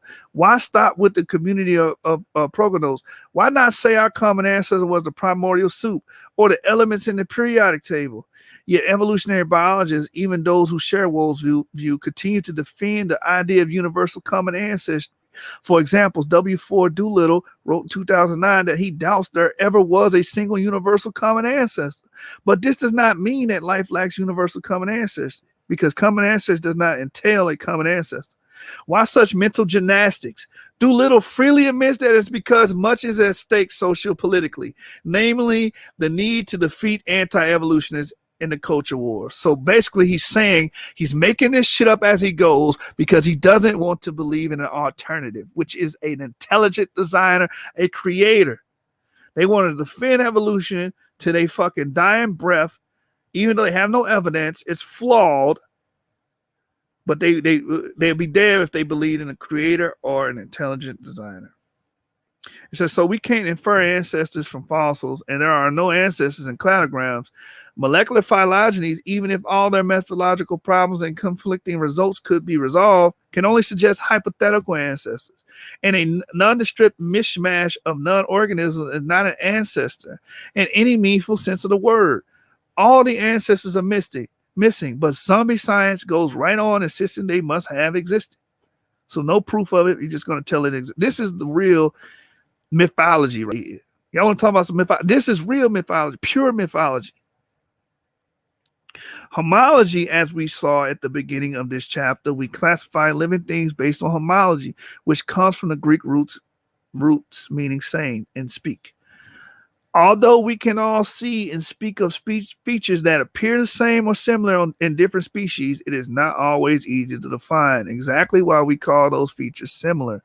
Though one way is to define homology as similarity of structure or position, Darwin saw homology as evidence for his theory, listing it in the origin of species among the facts that proclaim so plainly that the innumerable species, genera, and families of organic beings with which this world is peopled have all descended, each within its own class or group, from common parents. But how are homologous features transmitted from ancestor to descendants? The bones of a bird wing are not present in the egg. According to one hypothesis, the mechanism is genetic. Structures are homologous because they are specified by similar genes. The evidence does not support this hypothesis, however, and biologists have known it for decades. In 1971, British embryologist Garvin de Beer wrote, "Characters controlled by identical genes are not necessarily homologous, and homologous structures need not be controlled by identical genes." According to another hypothesis, the mechanism is developmental. Structures are homologous because they arise from similar cells in the embryo. But again, the evidence does not support the hypothesis. As far back as 1958, de Beer noted, correspondence between homologous structures cannot be pressed back to similarity of positions of the cells in the embryo or of the parts of the egg out of which the structures are ultimately composed, or of the developmental mechanism by which they are formed. So we're moving on to homology as common ancestry. In the absence of biological mechanism to generate homologies, Darwin's followers simply redefine homology to mean similarity due to common ancestry. Harvard evolutionary biologist Ernest Mayr wrote in 1982 that there is only one definition of homology that makes biological sense. Attribution of two organisms are homologous when they are derived from an equivalent characteristic of common ancestor. Thus, according to Berkeley evolutionary biologist David Wake, common ancestry is all there is to homology. Defining homology in the terms of common ancestry, however, leads to serious problems. Once homology is defined in terms of common ancestry, it can no longer be used as evidence for common ancestry. To use it as evidence would be to reason in a circle. How do we know that feature B descended from feature A? Because B is homologous to A. How do we know that B is homologous to A? Because B descended from A. So you can clearly see that this is a circular argument here. A phylogenetic tree cannot be constructed without homologies. But if we define homology in terms of common ancestry, we cannot know whether features are homologous until we have a phylogenetic tree. So to get what we want, we need to have it already. It's like an employer telling a job applicant that to get the job, she must be in the union, but she can't join the union unless she's already has the job. This is the confusing arguments and fallacies they use to try to back up evolution. They say, well, we use homology to prove evolution. Well, what does homology mean? Homology mean they descend from a common ancestor. Well, how do we know they had a common ancestor? Because of homology. That's arguing in a damn circle. That's a logical fallacy. This logical problem with homology defined as similarity due to common ancestry has been known for decades, but most recent textbooks ignore it. Miller and Levine's 2014 Biology mentioned above defines homologies as features that have been inherited from a common ancestor, and 2 pages later states that homologous molecules provide evidence for common ancestry. According to Silva Mader and Michael Wendelspel's 2016 Biology, structures that are anatomically similar because they are inherited from a common ancestor are called homologous. In contrast, analogous structures serve the same function but originated independently in different groups of organisms that do not share a common ancestor. The wings of birds and insects are analogous structures. Thus, homologous, not analogous structures are the evidence for common ancestry of particular groups of organisms. This is circular reasoning masquerading as evidence. Exactly. A recent attempt to resolve the confusion. In 2014, Yale biologist Gunther Wagner published a book titled Homology, Genes, and Evolutionary Innovation. According to Wagner, every biologist will agree that homology is confused and a confusing subject. And he wrote the book to try to reduce the confusion. His stating assumption was that homology is a hypothesis of descent from a common ancestor. And he reaffirmed de Beer's point that homologies cannot be explained by the identity of set genes that directs their development. Yet morphological features are not passed from one generation to the next. Genes are. So Wagner attributed homologies to the developmental gene regulatory networks that underlie the evolution of developmental pathways and thus the evolution of the morphological structures. Thus, paradoxically, homology has a genetic basis after all. Wagner starting assumption also led him to another paradoxical conclusion. Homology no longer means similarity, as we saw above. Corresponding DNA sequences can be very different in two species believed to share a recent common ancestor. If homology is defined in terms of common ancestry, then the descendant sequences are homologous even though they are dissimilar. The same thing can happen with morphological features. The identity of morphological character is not tied to similarity, Wagner wrote, but rather to historical continuity of descent. Yet, without employing similarities, how can evolutionary biologists construct phylogenetic trees? And without phylogenetic trees, how can they infer continuity or descent? Again, this is all imagining shit. Oh, well, they're the same because they come from a common ancestor. Oh, but they're actually not the same on a genetic level. They're dissimilar, but they still come from a common ancestor. Where are you getting this evidence from? They're just making this shit up. Let me keep going. Wagner's book was a science attempt to straighten out the confusion surrounding homology, but once homology is defined in the terms of common ancestry, it seems the confusion is unavoidable. Philosopher of biology Ronald Brady wrote 3 decades ago, by making our explanation common ancestry into the definition of the condition to be explained, homology, we express not scientific hypothesis, but belief. Let me read that again. Maybe y'all didn't hear that. We express not scientific hypothesis, but belief. You niggas is dealing with belief. You believe that you came from an ape-like ancestor. You believe that homology proves evolution. You believe these things. This is a belief system. This is not science. You're dealing with pure, unadulterated belief. Let's read the words of the philosopher of biology, Ronald Brady, again. He says, by making our explanation common ancestry into the definition of the condition to be explained, homology, we express not scientific hypothesis, but belief. We are so convinced that our explanation is truer than what we no longer see any need to distinguish it from the situation we are trying to explain. Dogmatic endeavors of this kind must eventually leave the realm of science. He calls this dogmatic. And it is dogmatic because you're just trying to enforce or reinforce your belief, which has no empirical data to substantiate it. Of course, Brady meant empirical science. Unfortunately, dogmatic endeavors of this kind are right at home in zombie science. Convergence. Complicating this problem is the existence of many similarities that are clearly not due to common ancestry. A classic example is the striking similarity between the camera eye of a vertebrate and the camera eye of a squid or octopus, which no one thinks has inherited from a common ancestor of vertebrates. Squids and octopuses possessing a camera eye. Such curious similarities were known in Darwin's time, and evolutionary biologist Ray Lankester proposed in 1870 to replace homology with 2 new terms, homogeny, which meant similarity due to common ancestry, and homoplasy, which meant similarity not due to common ancestry. Homogeny did not catch on, and biologists continued to use homology, but homoplasy is now used to similarity not due to common ancestry. Apparently, similarity is evidence of common ancestry. Apparently, similarity is evidence to common ancestry, except when it isn't. Another term often used instead of homoplasy is convergence. 2 recent books have listed hundreds of examples of convergence in a wide variety of organisms. Paleontologist Simon Conway Moore's Life Solution 2003 and morphologist George McGee's Convergent Evolution in 2011. The examples of convergence are a legion.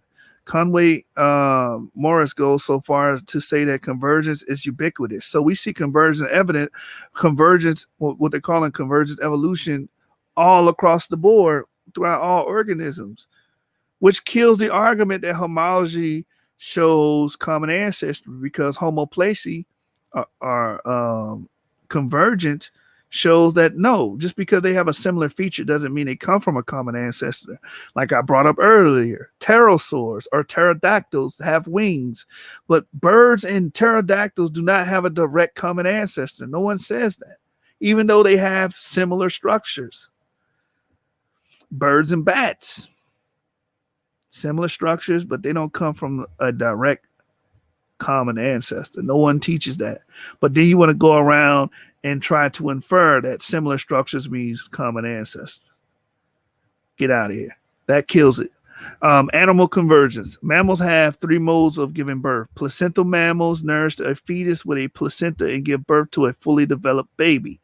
Marsupial mammals give birth to a fetus that climb into a pouch where they complete fetal development, and monotremes lay eggs instead of giving birth to live young. Because the mode of giving birth are so different, evolutionary biologists believe that these 3 groups diverged long before most of their modern characteristics evolved. Yet modern mammals in these 3 groups exhibited widespread convergence. Echidnas are monotremes that live in Australia and New Guinea, but they bristle with sharp spines and look like placental porcupines that live in North America. Duck-billed platypuses are also monotremes, yet these strange mammals have bills like ducks, which are birds rather than mammals. And also, like ducks, platypuses lay eggs. Australia is also home to many marsupials that have converged on characteristics found in placental mammals. Wombats look like American groundhogs. Flying phalangers look like placental flying squirrels from North America, Europe, and Asia. Marsupial moles look like placental moles from North America, Europe, and Asia, and Africa. Marsupial mice look like placental mice that inhabit every continent except Antarctica. And kangaroos are Australian marsupials that have multi-chambered ruminant stomachs like those of placental camels. In none of these cases do biologists think the striking thing in common comes from a common ancestor with that feature. So, for example, biologists do not imagine that there is a common ancestor of a kangaroo and a camel with a multi-chambered ruminant stomach. They suppose ancestor of the kangaroo and camel they suppose instead that the multi-chambered ruminant stomach arose at least twice in history of life. One final example, sharks are fish with skeletons of cartilage instead of bone, while dolphins are placental mammals. Yet sharks and dolphins both have similar looking dorsal fins. The explanation? Convergence. Plant convergence. Convergence is widespread in plants as well. Several examples occur in carnivorous plants. Pitfall plants have a pitcher with nectar deep inside and slippery walls. Insects attracted by the nectar fall into the trap and cannot get out. Flypaper plants have leaves that secrete a thick glue-like substance that immobilizes insects. And both groups' trapped insects are then digested by plant enzymes and microorganisms, and the plants absorb the nutrients. Pitfall plants apparently originated separately 6 different times, and flypaper plants 5 different times. In other words, neither pitfall plants nor flypaper plants descended from the common ancestors possessing their distinctive carnivorous features. So he's going on and on and on. Yeah, man, they believe in belief. He's going on. Is my page? I'm just reading, bro. Y'all didn't even tell me I didn't even share the stream. Let me share the stream back. My bad, y'all. My bad, y'all. Dang, man. I'm sorry about that. I thought I was still sharing the stream. Let me pull it back up. So he's giving evidence of convergence. The convergence just kills that whole homology thing up. Because, again, a lot of you guys think y'all evolved from apes. Oh, the apes got 5 fingers on their hand. Yeah, they also got 5 a disposable thumb on their foot, too. You understand? But you'll sit there and say, well, we similar here and we similar there, so we must have a common ancestor. That's lookership, man. That's not science. And convergence just kills all of that, because you have animals and creatures and organisms that have similar features that no one believes that they come from a common ancestor. But you want to apply that logic when it fits your dogma. Let me keep reading. It says a particular striking case of convergence involves plants of the cactus family in the Americas and the Euphorbia genus in Africa. Such plants have thickened fleshly stems to store water and prickly spines instead of leaves, but they apparently originated separately. Cactus with euphorbia both live in dry lands that are superficially similar, and evolutionary theory attributes thus their convergence to natural selection due to similar environmental conditions. Yet, an international team of scientists pointed out in 2013 that previous studies included only qualitative descriptions of the environment or coarse climatic measurements, but they have left untested and crucial assumptions of similar environmental pressures. Accordingly, the team made a detailed study by the environments of cactus and euphorbia. Their study showed that these plants occur in areas with different climates, which differ in major details of their rainfall and temperature regimes.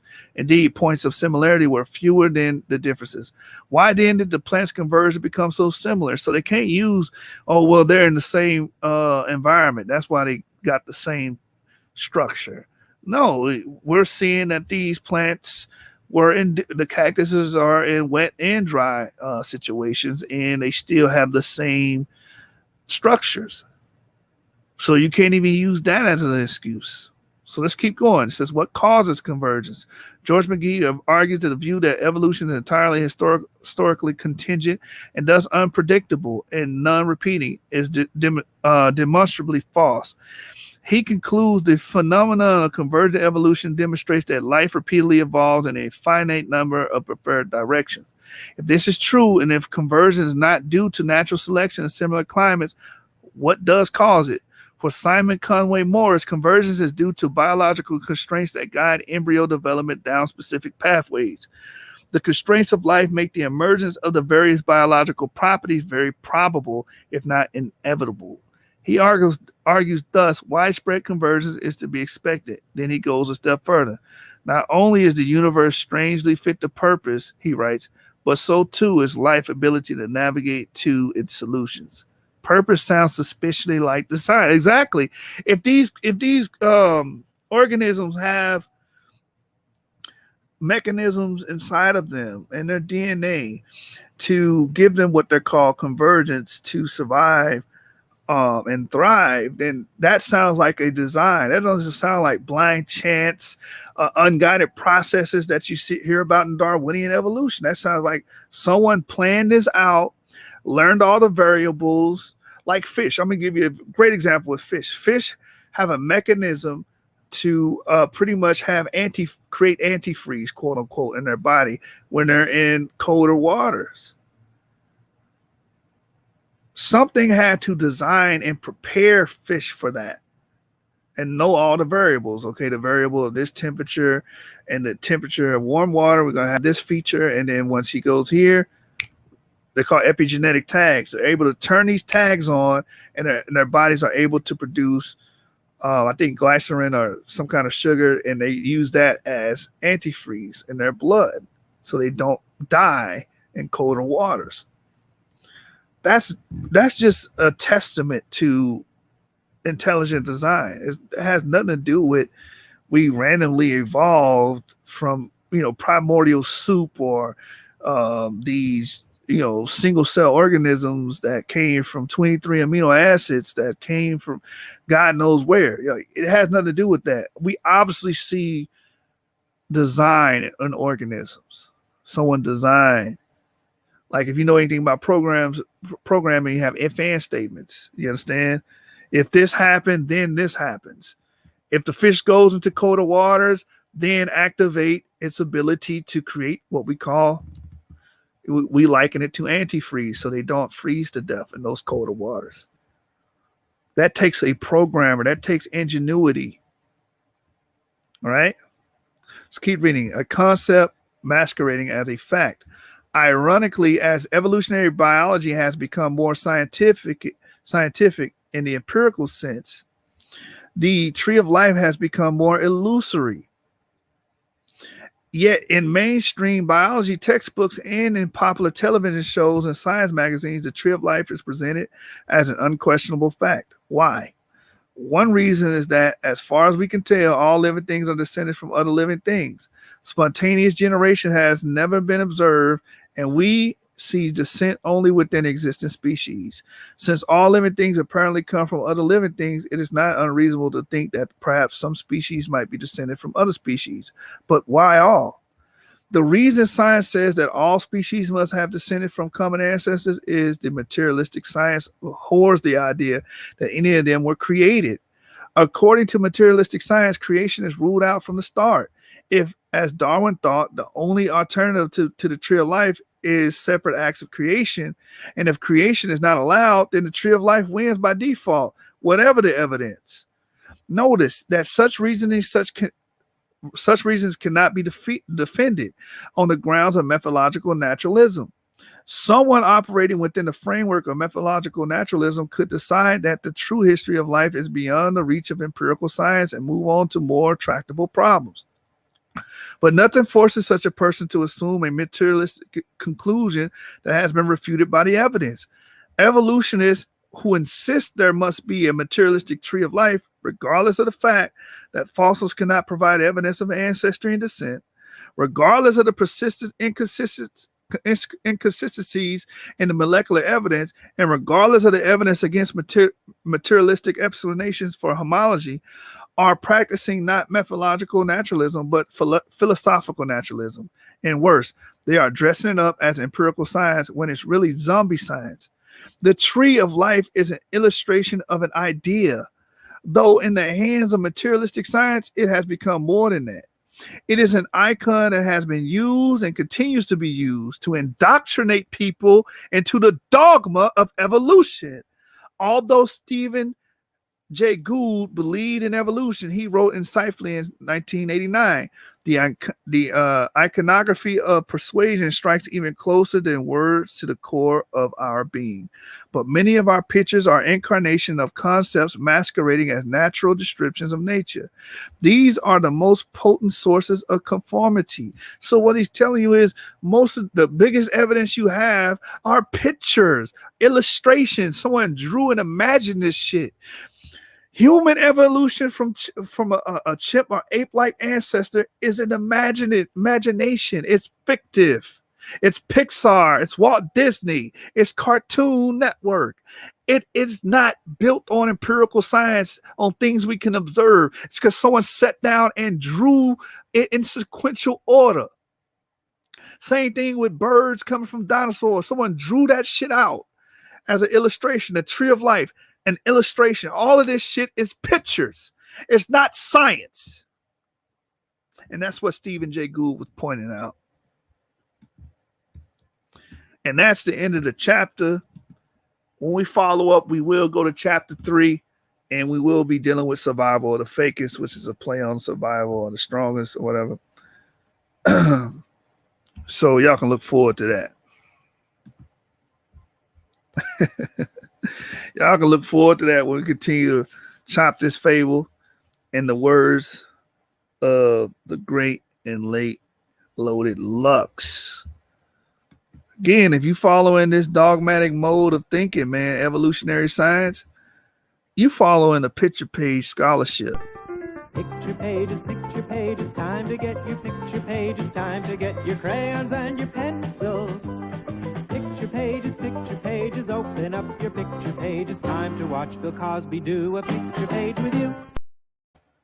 Big facts. All right, so y'all can look forward to me. Maybe I'll crack open Dave and Roll's book tomorrow, or we might deal with another topic. But we will be reading on in Mr. Wells' the biologist Johnathan Wells' book. And we will finish his book here on the Source. You know how we rocking, man. 7 Gang, Source Gang. Hit that like button. I'm about to watch these Bucks get their ass whooped. Y'all know how we rocking, man. You know what I'm saying? You know that we gripped up. You know that we clipped up. 7 candlesticks up. We've been telling you niggas in a debate. It's a stick up. Let's get it. Let's get it. Stay on the lookout, y'all. We working.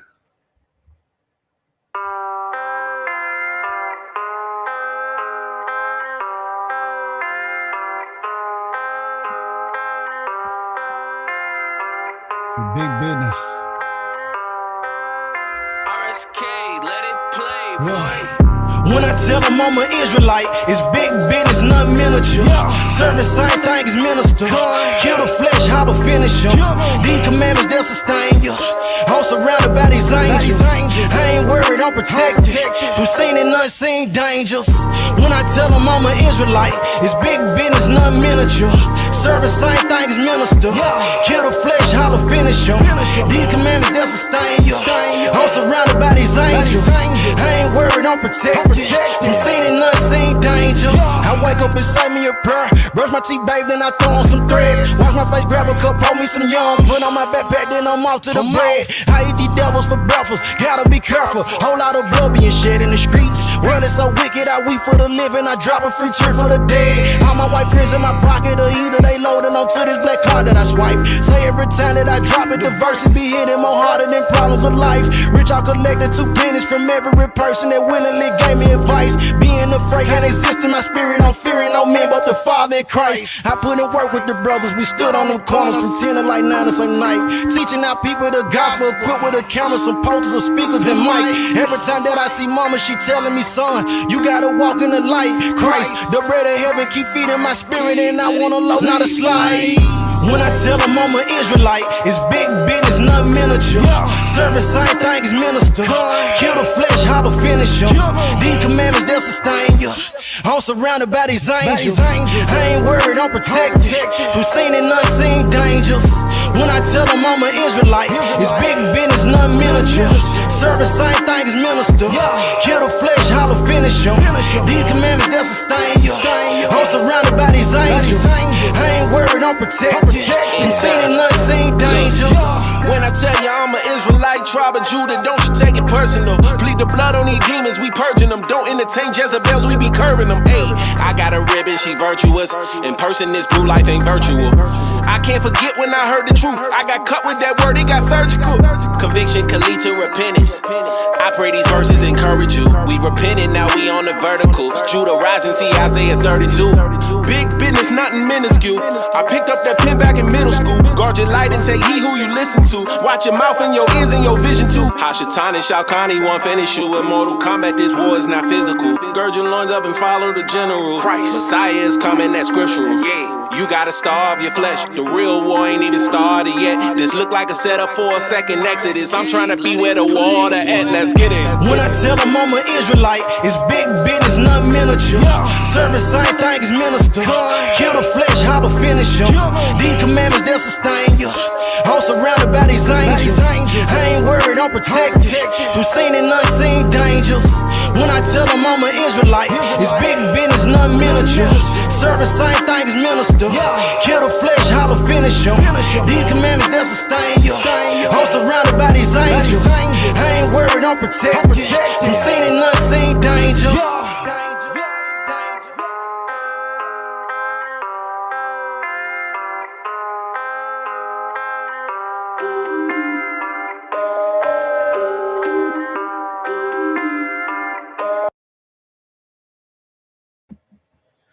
Seven gang, source gang over everything. You know how we rocking, man. We gripped up, clipped up, 7 candlesticks up, and I've been telling you niggas, it ain't a debate, it's a stick up. Gang!